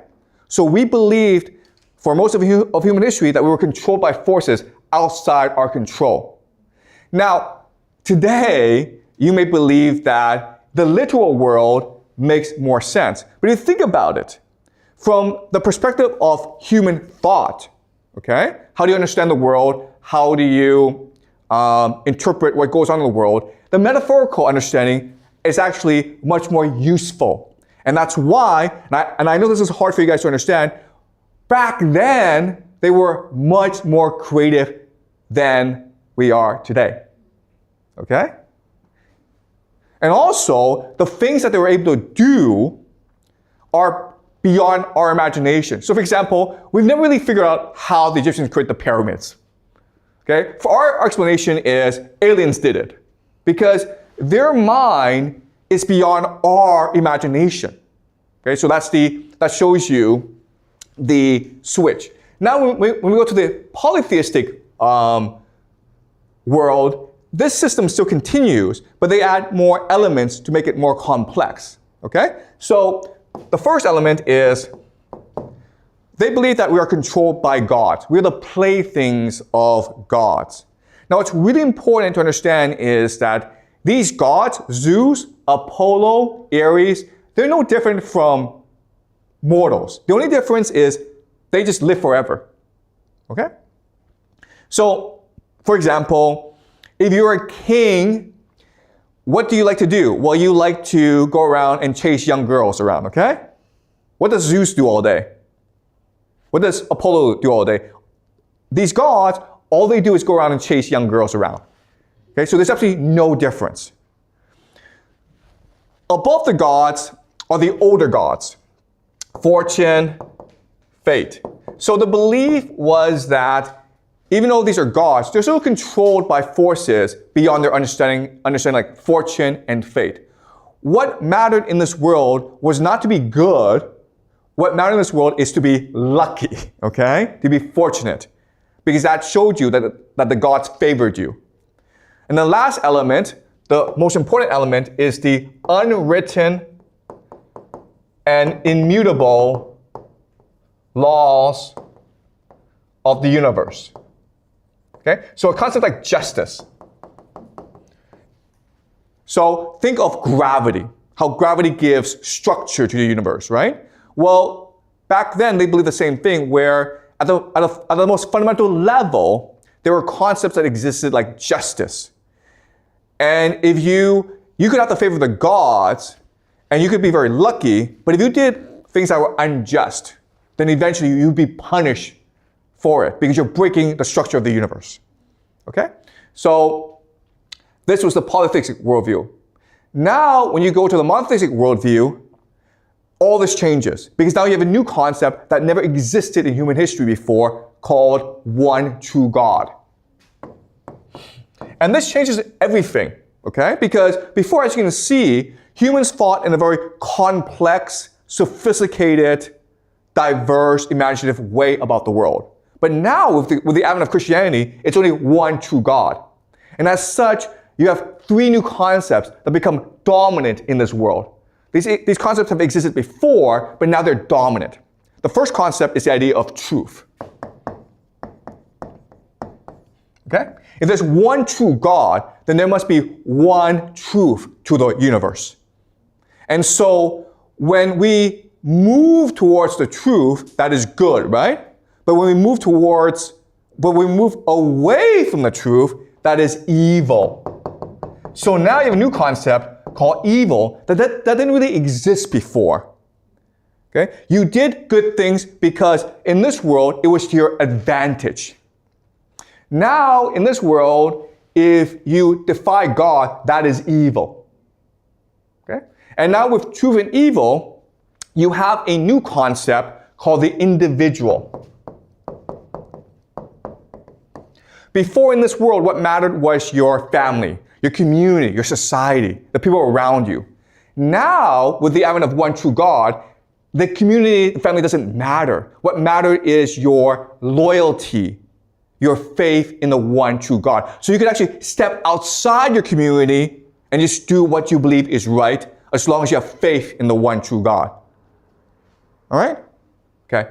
So these three concepts, truth, evil, individual, are important for you to remember because they underpin modernity. These three concepts, once they grow to a certain extent, they will create modernity, the world we live in. Okay? Our world is controlled by these three forces. Now, what's important for us to understand is these three concepts are beyond the human intuition. You cannot logically, by yourself, deduce or come up with these three concepts. This world of the monotheist, it's intuitive. Okay? This polytheistic world is also intuitive, but the Christian world now is counterintuitive. Okay? So as a result, for monotheism to triumph, because it is so counterintuitive, it must now destroy the polytheistic world. Okay? So the Romans spent a lot of time, taking centuries and centuries, to destroy the polytheistic world. But the thing is this, you can never ever kill an idea. The idea, if it is being suppressed, just goes underground. Okay? So remember, here in the monotheistic civilization, the main instrument of religious worship are fertility cults run by women. Well, now that war has come and men have taken over from women, what happened is that the woman went underground to create new religious organizations called mystery schools. And mystery schools, what they're trying to do is they're trying to maintain the best knowledge and traditions of the mother goddess civilization. Okay? Especially the fact that we come from the mind. We created the universe through our imagination. Okay? That's the main secret that they're trying to maintain. These mystery schools become extremely popular among the elite because they offer great sex. Okay? The elite join these mystery clubs as sex clubs, basically. Remember, in this civilization, what matters is the womb. So they develop all sorts of secret sexual techniques to please the woman, to make the woman feel as though she's in harmony with the universe. In this world, the mother goddess, sex is a mechanism to communicate with the universe, to discover the secrets of the universe. And so they maintain these rituals in the mystery schools. And the most powerful people will participate in these mystery schools. They're called mystery schools not because they're secret, but because everyone is sworn to secrecy. So if you ever divulge what actually goes on in these mystery schools, you'll be punished by death. Okay? You'll be executed by the members.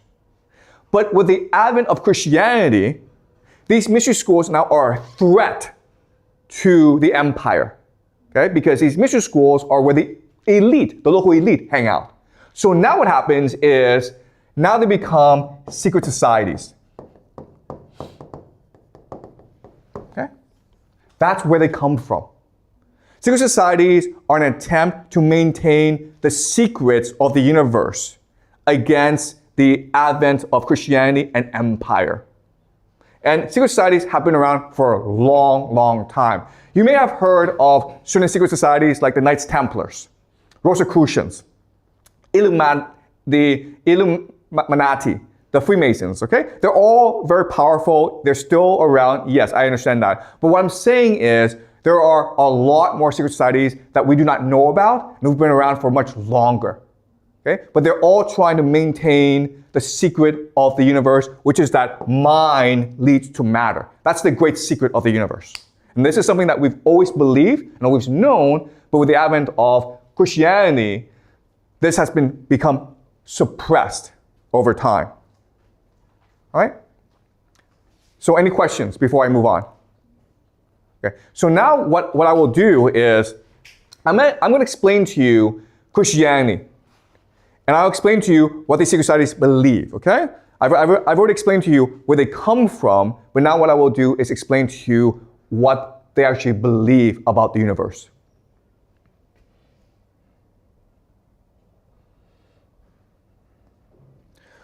Okay, so what I'm going to do is, first thing I'm going to do is explain to you what most Christians believe about their religion, okay?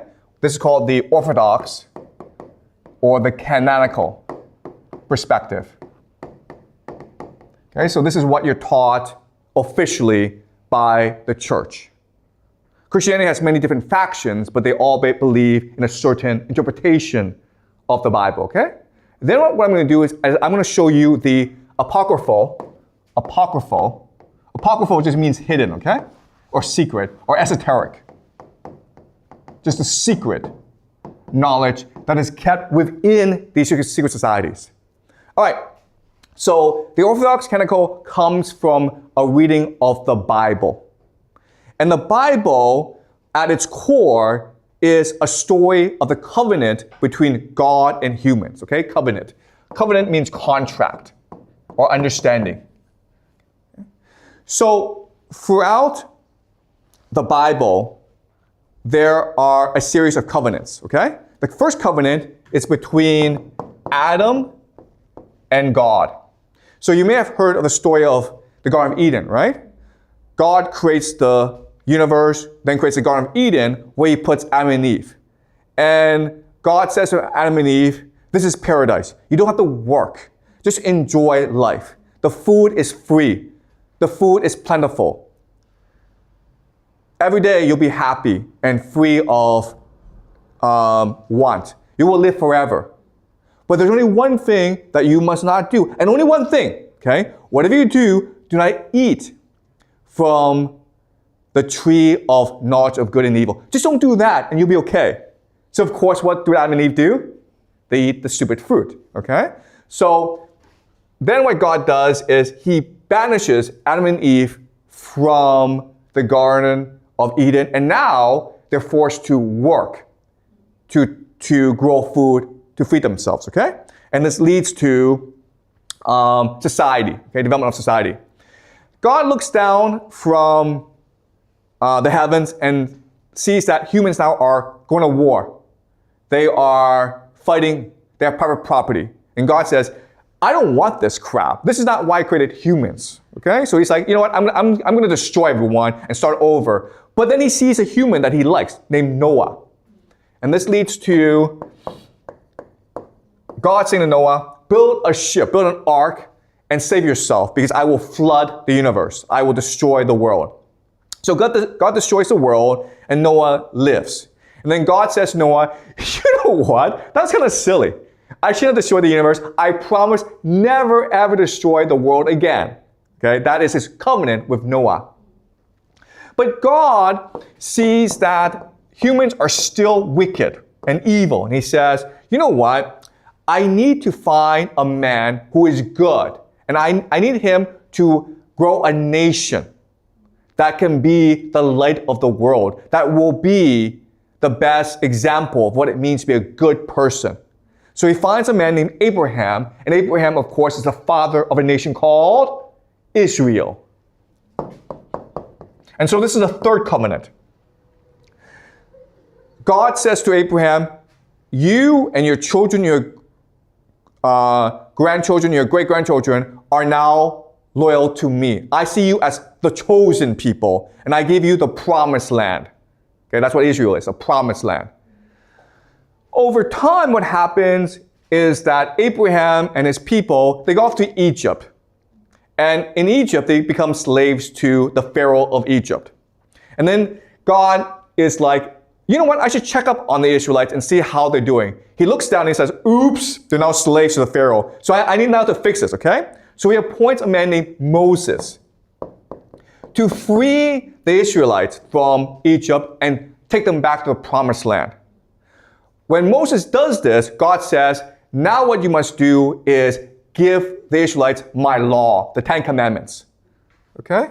The law. Because otherwise, I can't trust you guys to behave. Okay? So now this is the fourth covenant. So now the Israelites are back in the promised land, but again, and even though there's laws, they still become wicked and they start to worship false gods. So God punishes them, and God is now looking for a good leader of the Israelites. And then finally he finds a person named David who becomes the king of the Israelites. And God says to David, you are the person I've been looking for all of eternity. You are the best example of what it means to be a faithful follower of me, Yahweh. Okay? And so this is something called the Davidic covenant. The Davidic covenant states that God will always favor Israel as the chosen nation. And the house of David will rule Israel forever. Okay? So guys, quick question here. Who wrote the Bible? Probably this guy, okay? Right?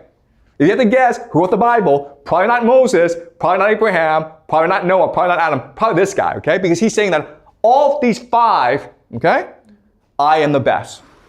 I'm the person that God loves the most. My family will rule the world because that is God's will. Okay? Now, of course, that's not what happens.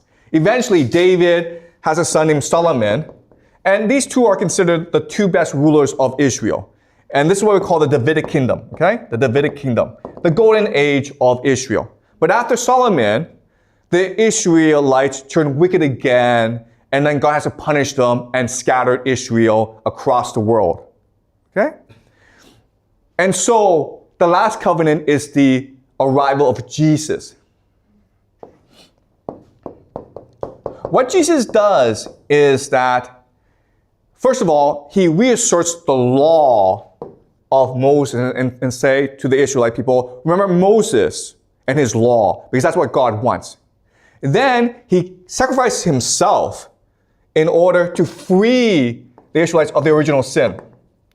Right? Because God's pissed off at people because people ate the fruit. That's the original sin. That's the first crime of disobedience against God. So by killing himself, Jesus frees humanity of the original sin. He redeems humanity. Okay? Now, the last thing that Jesus does is he creates a new covenant. Okay? A new covenant between humanity and God. From now on, because Jesus has freed everyone from the original sin, everyone can now be with God. You don't have to be Israelite. You don't have to follow the Mosaic law. You don't even have to come from the family of David. Anyone and everyone can now love God, and God will love that person back, okay? And this, of course, starts Christianity. All right, so this, guys, is called Judaism, what the Jews believe.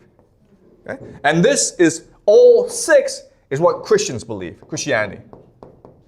All right, the first 5 covenants are what Jews believe to be true. But they do believe that eventually someone will return to restore the kingdom of David, okay?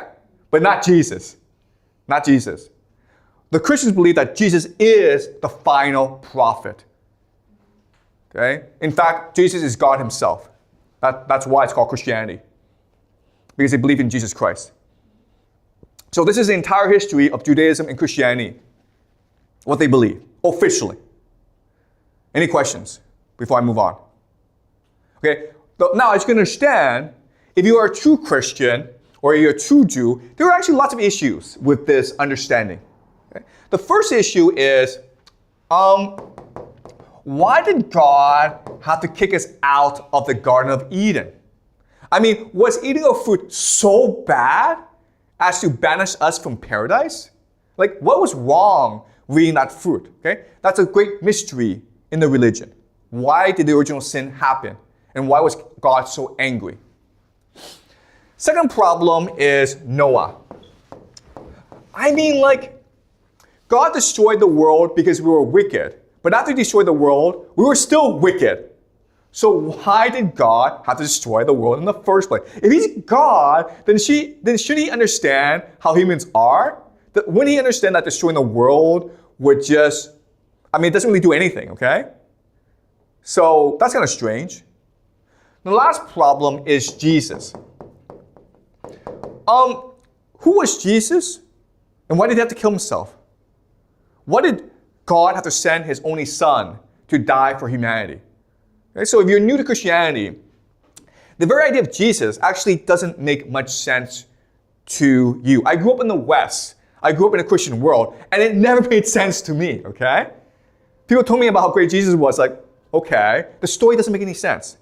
So if you're a really smart person, there are lots of questions about this interpretation of the Bible, and these are the 3 major ones.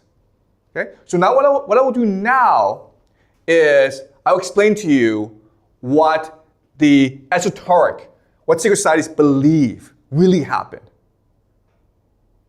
Okay? So I want to start with Noah.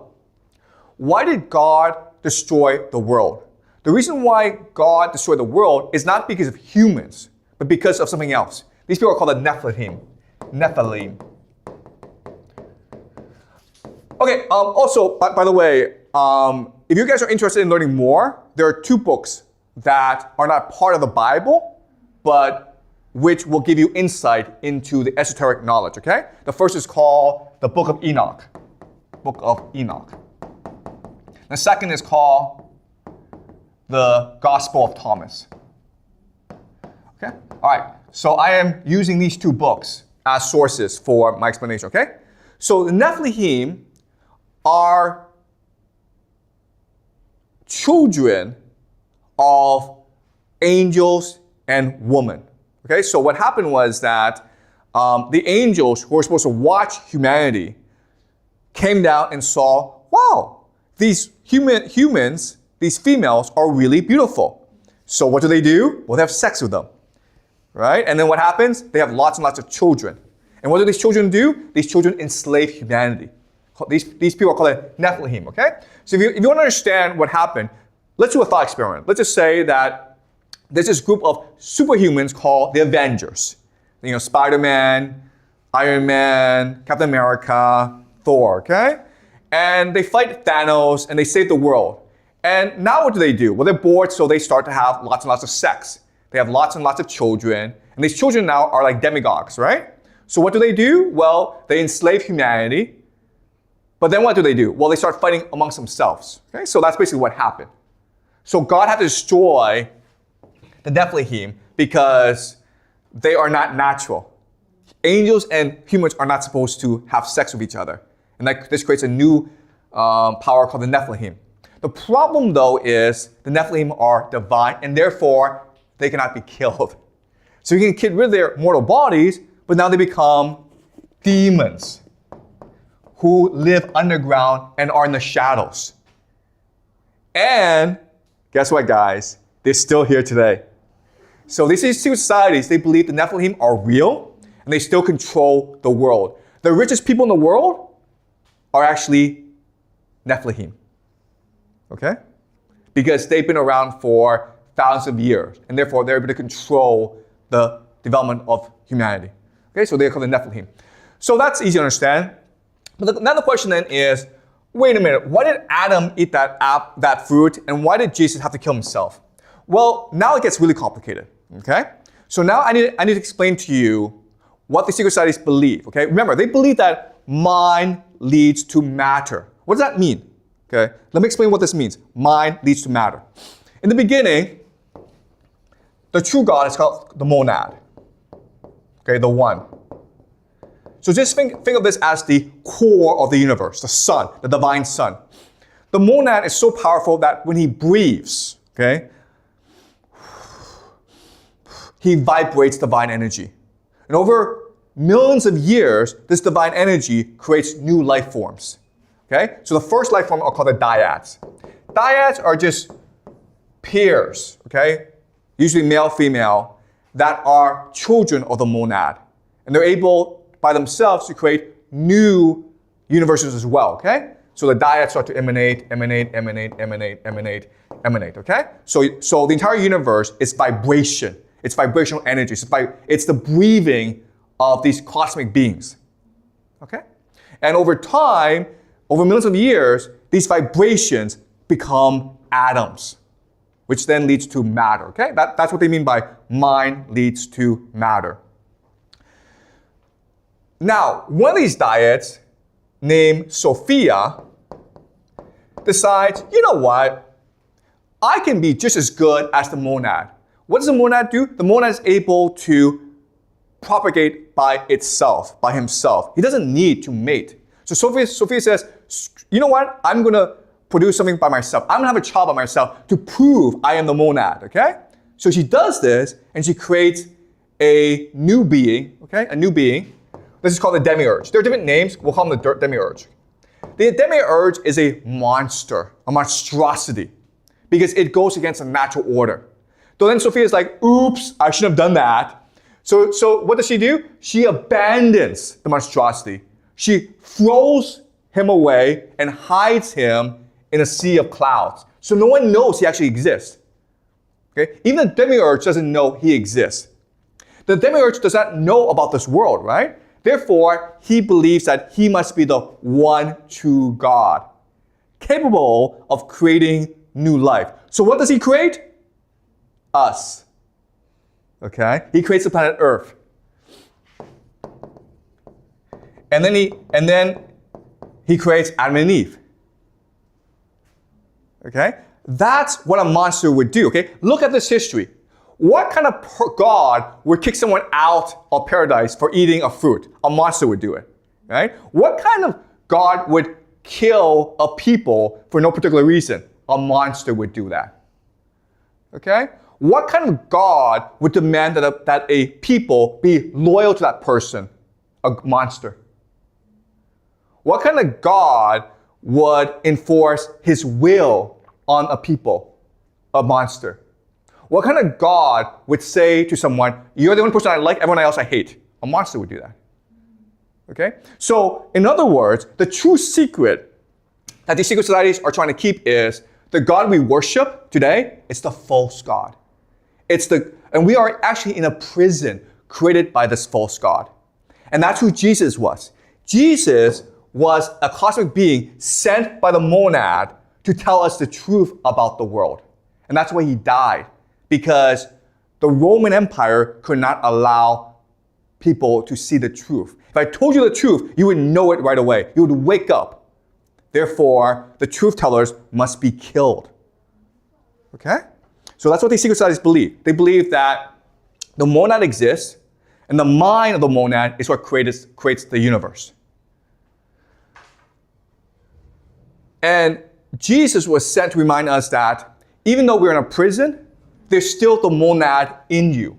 There's a spark in you, a divine light in you that you can activate. And if you activate it, then you will return to the monad. You will see the truth for yourself.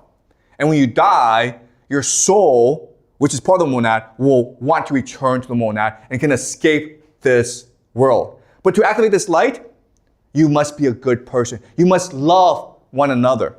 You must reject money and materialism. And grades, okay? Grades in school.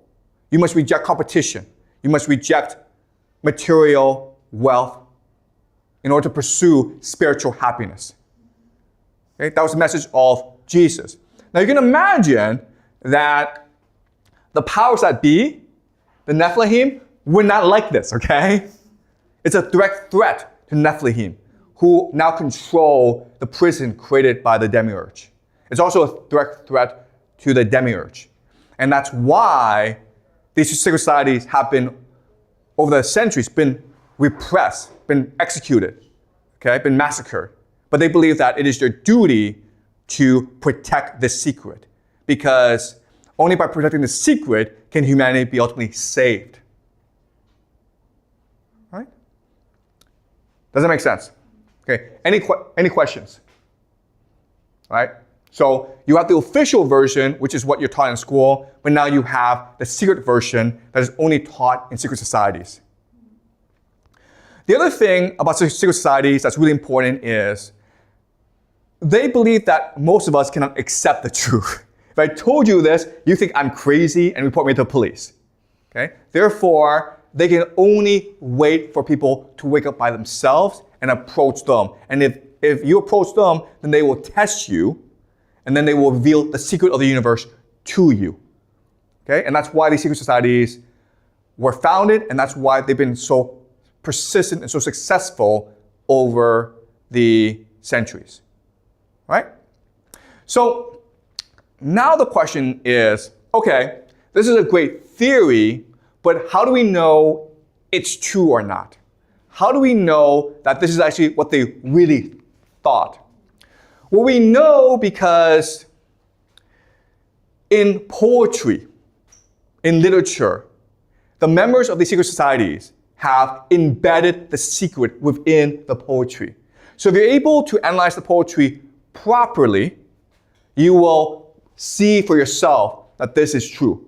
Okay? So what we're going to do is we will study today the greatest poem in the English language called Paradise Lost by John Milton, who actually was a member of these secret societies. Okay?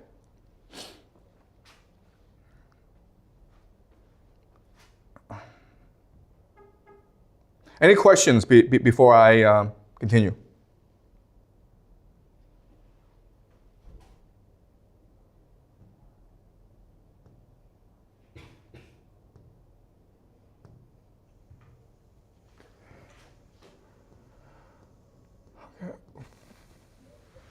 Okay, we're going to read Paradise Lost, okay?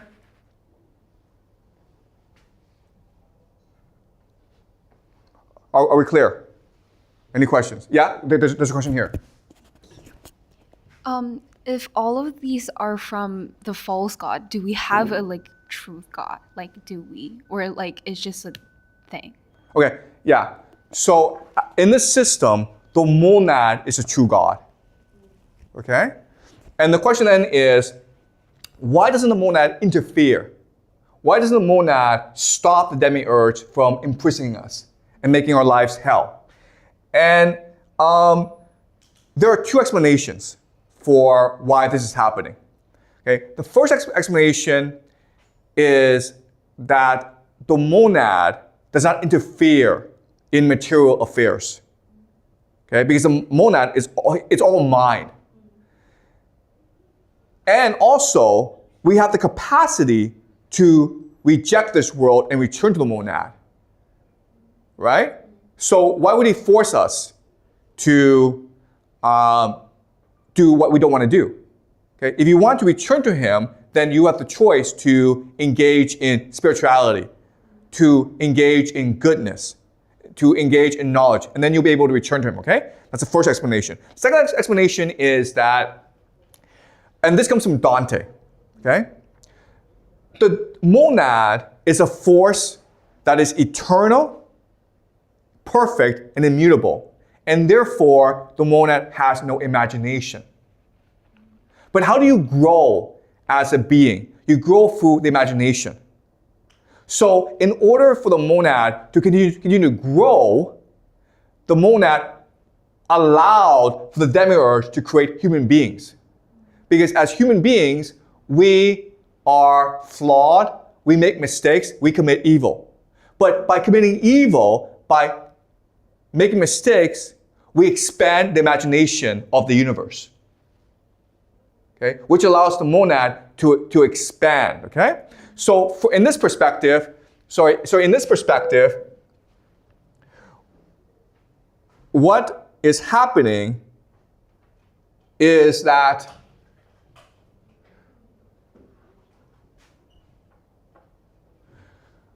each time we imagine, we return to the monad. Okay, so it's hard to understand, but the monad, it's there, it's eternal, but it's also becoming, it's also moving. And so when we imagine things, when we commit mistakes, but at the same time, when we recognize these mistakes and try to adjust for these mistakes, we expand the imagination of the monad. And that's why these secret societies believe that evil and good exist together. You can only be good if you do evil. Okay?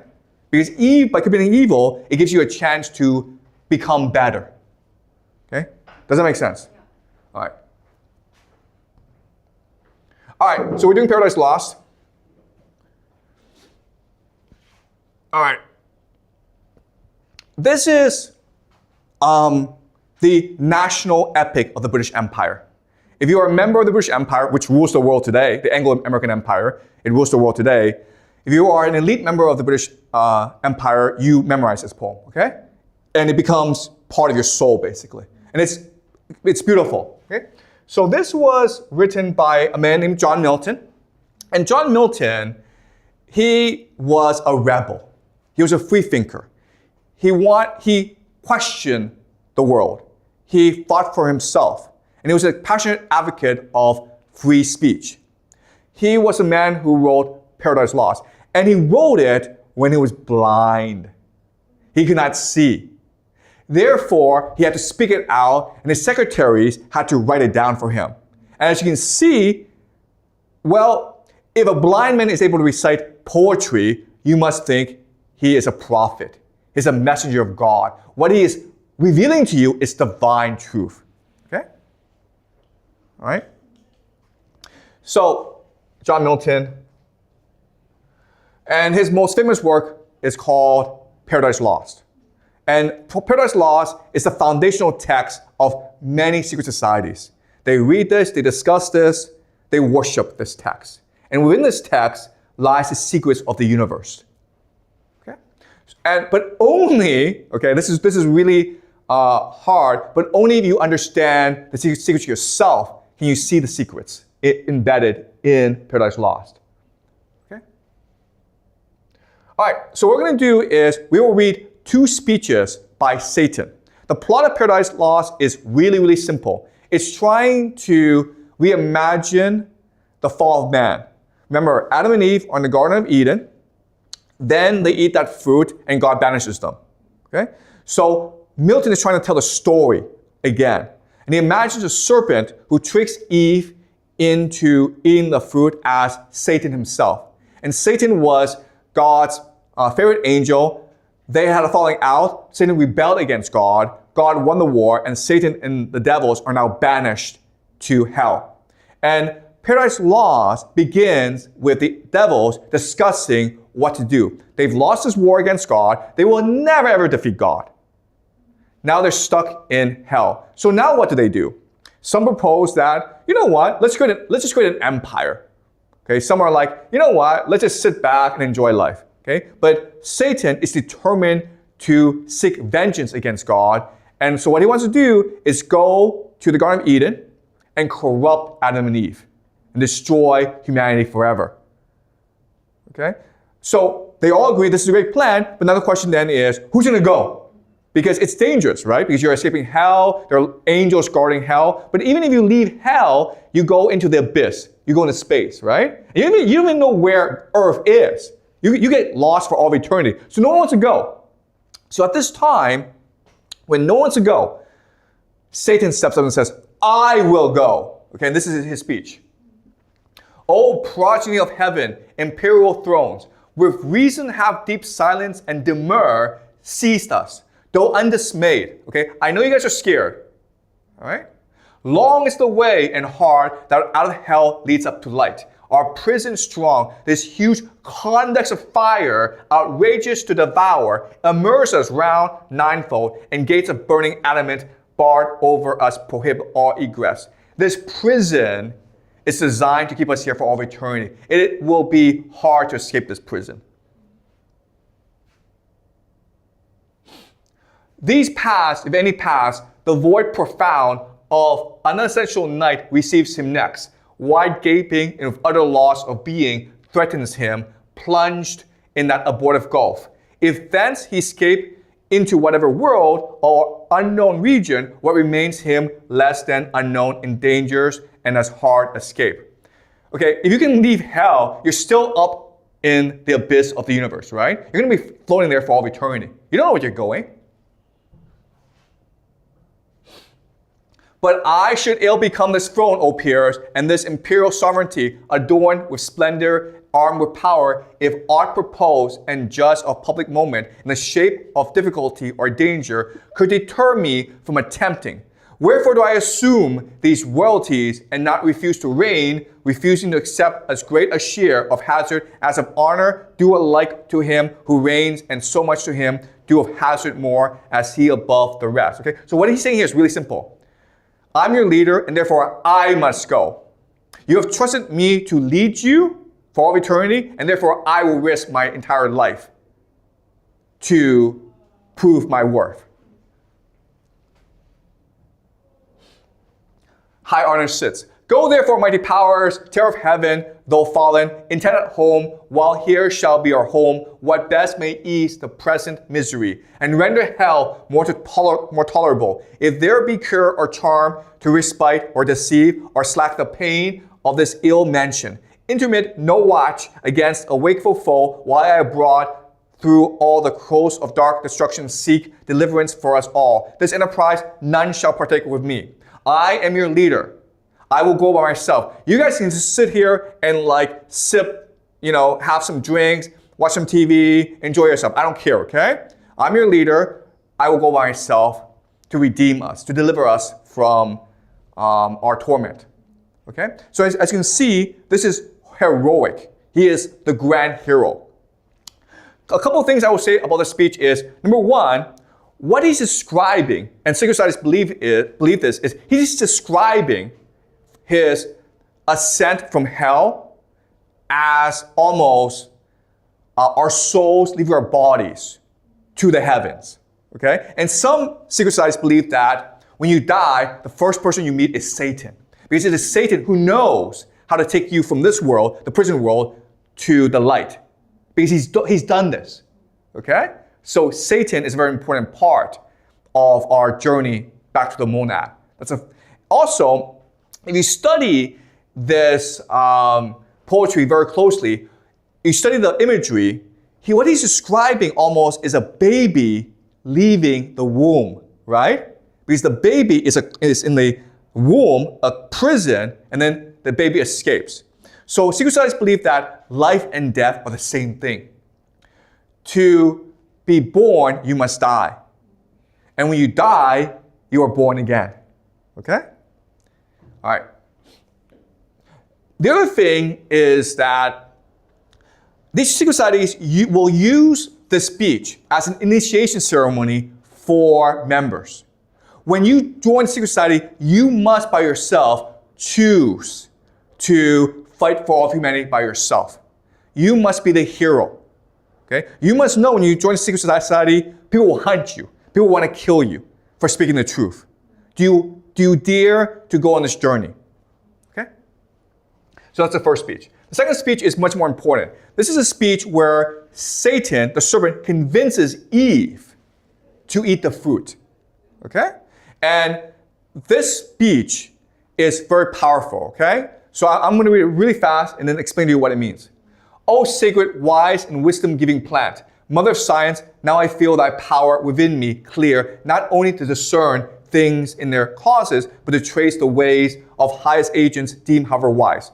Eve is talking to the serpent, and Eve is of course like, hey, what can you speak?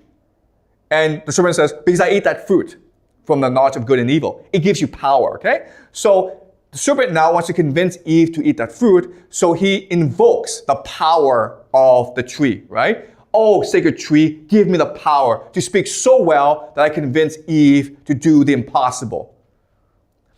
Queen of this universe, do not believe those rigid threats of death. Ye shall not die. How should ye? By the fruit, it gives you life to knowledge. By the threatener, look on me who have touched and tasted, yet both live. Okay? So God has warned Eve, Adam and Eve, if you eat this fruit, you will die. And the serpent is saying, no, that's not true. Look at me. I eat the fruit and I'm still alive. And life more perfect have attained than fate meant me by venturing higher than my lot. Shall that be shut to man, which the beast is open? Or will God incense his ire for such a petty trespass and not praise rather your dauntless virtue? What's in the saying here is really important. If he is a true God, he will reward you for your risk-taking, right?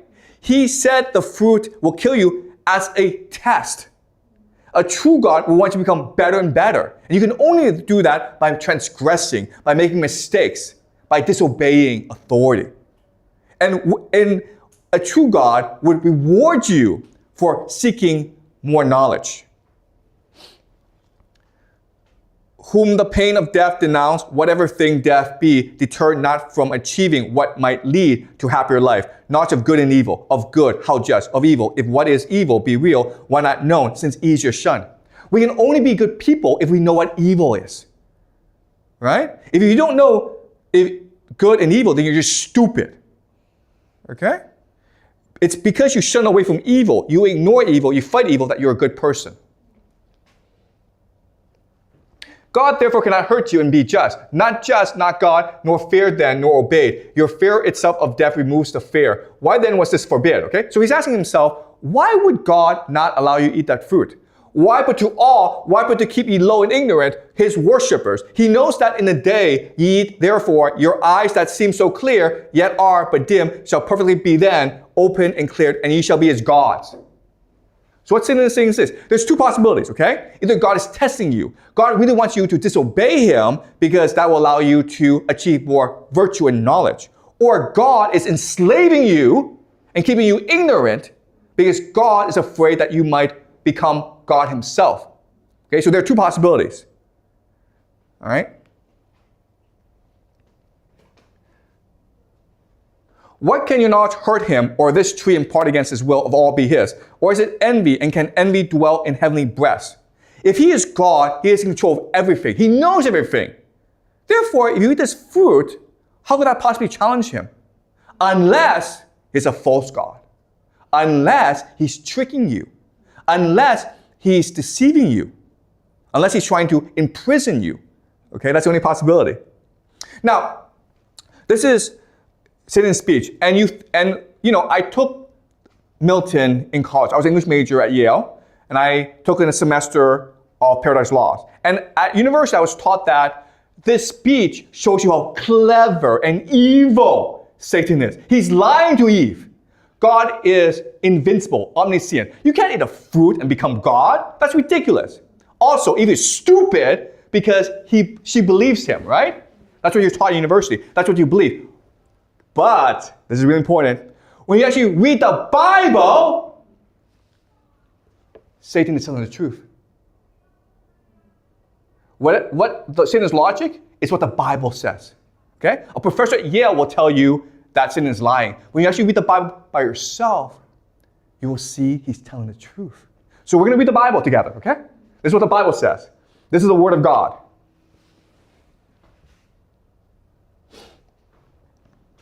All right, so this is Genesis. Now Now the serpent was more crafty than any other wild animal that the Lord God had made. He said to the woman, did God say, you shall not eat from any tree in the garden? Okay? So in the Bible, this is actually not Satan. It's just a serpent. The woman said to the serpent, we may not eat of the fruit of the trees in the garden, but God said, you shall not eat of the fruit of the tree that is in the middle of the garden, nor shall you touch it, or you shall die. The serpent said to the woman, you will not die, for God knows that when you eat of it, your eyes will be open, and you'll be more like God, knowing good and evil. Okay? So this is exactly what Satan said. Okay? And this is what the Bible is saying as well. Now, let's move on. Eventually, God banishes Adam and Eve for eating the fruit. And you believe that they were banished because they disobeyed God. But if you actually read the Bible, that's not what it says. For disobeying God, God punishes both Adam and Eve. Eve now, when she gives birth, will suffer pain, right? And Adam will now have to work hard to grow food. That's the punishment. The banishment is not the punishment. So another question then is, why were they banished? Again, let's read the Bible, okay? So when the woman saw that the tree was good for food, and that was a delight to the eyes, and that the tree was to be desired to make one wise, she took of its fruit and ate. And she was also gave some to her husband who was with her, and she ate. Then the eyes of both were opened. Okay? So Satan is telling the truth. You will not die. You will learn. You will become higher. Okay? Satan was telling the truth. All right? So why did God kick Adam and Eve out? And the Lord God said, see, the man has become like one of us, knowing good and evil, and now he might reach out his hand and take also from the tree of life and eat and live forever. This is why. There are two trees. The tree of knowledge, which allows you to have the mind of God, and the tree of life, which allows you to live as long as God. What God is saying is this. If Adam and Eve ate that fruit from the knowledge of good and evil, and then they eat also a fruit from the tree of life, they will be like us. Satan was telling the truth, and God was lying to Adam and Eve all along. Okay? So now the question then is, how did Eve know that Satan was telling the truth? How did she know? How? Well, the problem is if you try it once and you're wrong, you die, right? So how did she know? She was certain that Satan was telling the truth. She was certain. Yes, he must be telling the truth. Why? The light in us, you understand? The true God.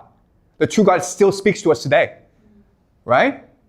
The false God will lie to us, but inside you, in your heart, is the light that connects you back to the monad. And that tells you what is false, what is true. Okay, that's how she knew. All right? So you see, Paradise Lost is now showing us the lost secrets of the universe. All right. So I'll finish by talking about the Nephilim. In the Bible, it says that the Nephilim are the children from angels and women, okay? But when people began to multiply on the face of the ground and daughters were born to them, the sons of God saw that they were fair, and they took wives for themselves of all that they chose. Then the Lord said, my spirit shall not abide in mortals forever, for they are flesh. Their days shall be 120 years, okay? So now God sees Nephilim as a threat as well. The Nephilim were on the earth in those days, and also afterward, when the sons of God went into the daughters of humans who bore children to them. These were the heroes that were of old, warriors of renown, okay? This is really important because it introduces the Nephilim, which is still around today, okay, according to these secret societies. But also, what it's doing is this. It's telling us the children, the heroes that are of old, warriors of renown, who are they? They're Hercules, they're Achilles, they're Theseus. They're all heroes from different mythologies. Where do they come from? They come from the mating of angels and humans. The sons of God, who are they? They are the old gods. Zeus, Ares, Apollo, okay? So this is the beginning of monotheism, where the Bible is trying to destroy polytheistic mythologies and create one universe where the God is supreme. Okay? And in this universe, Zeus now becomes a son of God. And the children that Zeus has with mortal woman are now called the Nephilim. So Hercules is Nephilim. Okay? So we'll go into this theme throughout the semester where the Bible is a tremendous act of propaganda that tries to reinvent reality around one true God. Okay? But by doing that, it's denying our intuition and it's denying the history of humanity. All right, okay, so we'll continue this theme next class. Any questions before we conclude? Yes? Well, I think nowadays a lot of us will pray to God like for getting something that we wanted. But as you said, like, are we praying to the truth God or the false God? Do we know? Or like, do we get to know like from our wishes? Yeah, so that's a great question. So according to these secret societies, okay, the truth is that when you pray, you're praying to the false God. Because where's the true God? It's inside you. Okay? So don't pray to an outside force. Look inside to you and ask yourself, I know for a fact what is true. If I believe in myself enough, then I will find the truth. Okay? And actually, that's a theme throughout Western poetry and literature. The theme is that we will always be in conflict between the devil and God, between good and evil. And what we must do is not say, like, I must surrender to God. What we must do is believe in ourselves. Make mistakes, but know that you will eventually find a light because the light is in you, okay? As long as you still believe in yourself, all these mistakes you make will become your strength because they become part of your wisdom, okay? That's the divine truth that these secret societies are trying to promote. It's okay to make mistakes. It's okay to do evil, but listen to the light, and the light will tell you how to redeem yourself, okay? The possibility for redemption, for growth, for imagination is all in us because of our connection to the monad. And the monad will reward you for believing in yourself. But you must first believe in yourself. And believing in yourself means often defying authority, making mistakes, transgressing against the rules of society. Okay? And that's the ultimate secret that these secret societies are trying to keep. All right, any more questions? That was a really good question, thank you.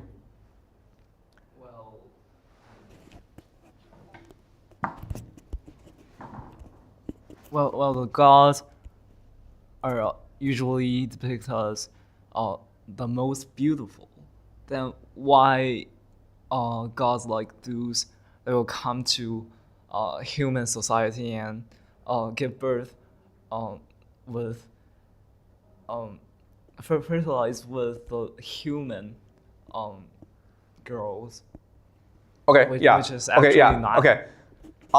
So the question then is, why are the angels doing this? Okay, there are two explanations. Okay, so the first explanation is these angels are created by the false god, right? So they're wicked anyway. Okay. The second explanation is that if you're like a hot-looking woman and you see an angel, I don't know, man. You're probably gonna want to marry that person. Okay. All right. Anyway, if you're interested in learning more, there's a book called the Book of Enoch, which goes into detail about the Nephilim, okay? But the Nephilim are a really important topic throughout the semester because a lot of secret societies believe in the Nephilim, and that's going to motivate them before, okay? Now, what I've discussed today is how these secret societies were born.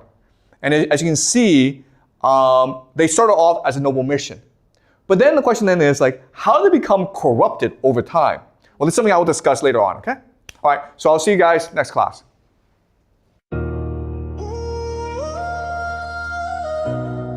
Yeah. Yeah.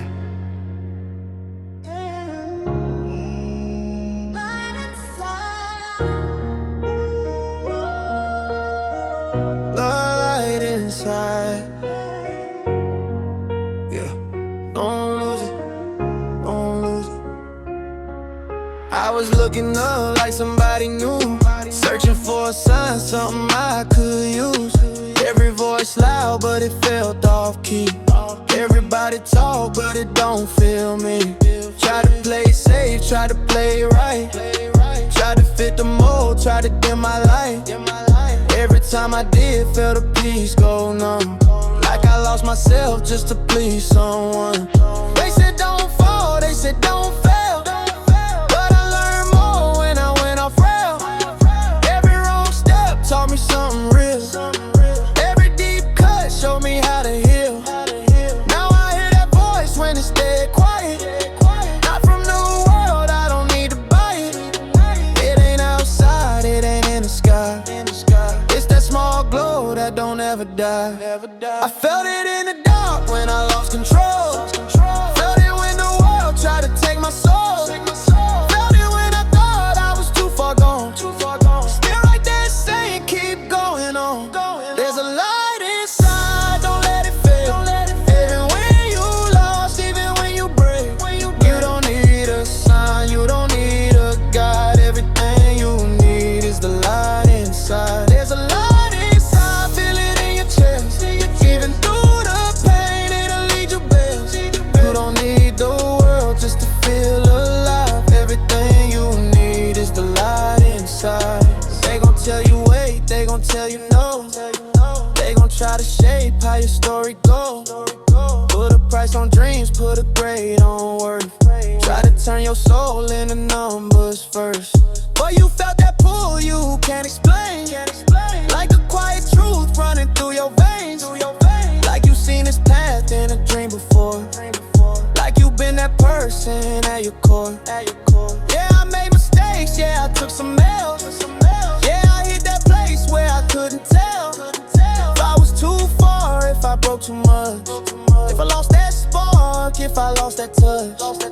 But it never left, it was always there. In the way you think, in the way I care, in the way I rise when I feel that fall. The same light still answer every call. I don't need to fear what I don't understand. Every wrong turn still part of the plan. Even when I break, I don't really lose. Every step back still let me through. There's a light inside, don't let it fade. Even when you lost, even when you break, you don't need a sign, you don't need a guide. Everything you need is the light inside. There's a light inside, feel it in your chest. Even through the pain, it'll lead you best. You don't need the world just to feel alive. Everything you need is the light inside. Even when it's lost, even when it's dim, even when you feel like you ain't got it in, it don't disappear, it just waits for you till you trust yourself and you see it through. Listen, you don't gotta be perfect. You don't gotta get it right the first time. You don't gotta know everything. You just gotta trust that voice, that feeling, that pull. That's you. That's always been you. There's a light inside, don't let it fade. Even when you lost, even when you break, you don't need a sign, you don't need a guide. Everything you need is the light inside. There's a light inside, brighter every time. Every time you fall and you still rise. You don't need the world just to feel alive. Everything you need is the light inside. Light inside. Don't lose it. Yeah. Even in the dark, you're still there.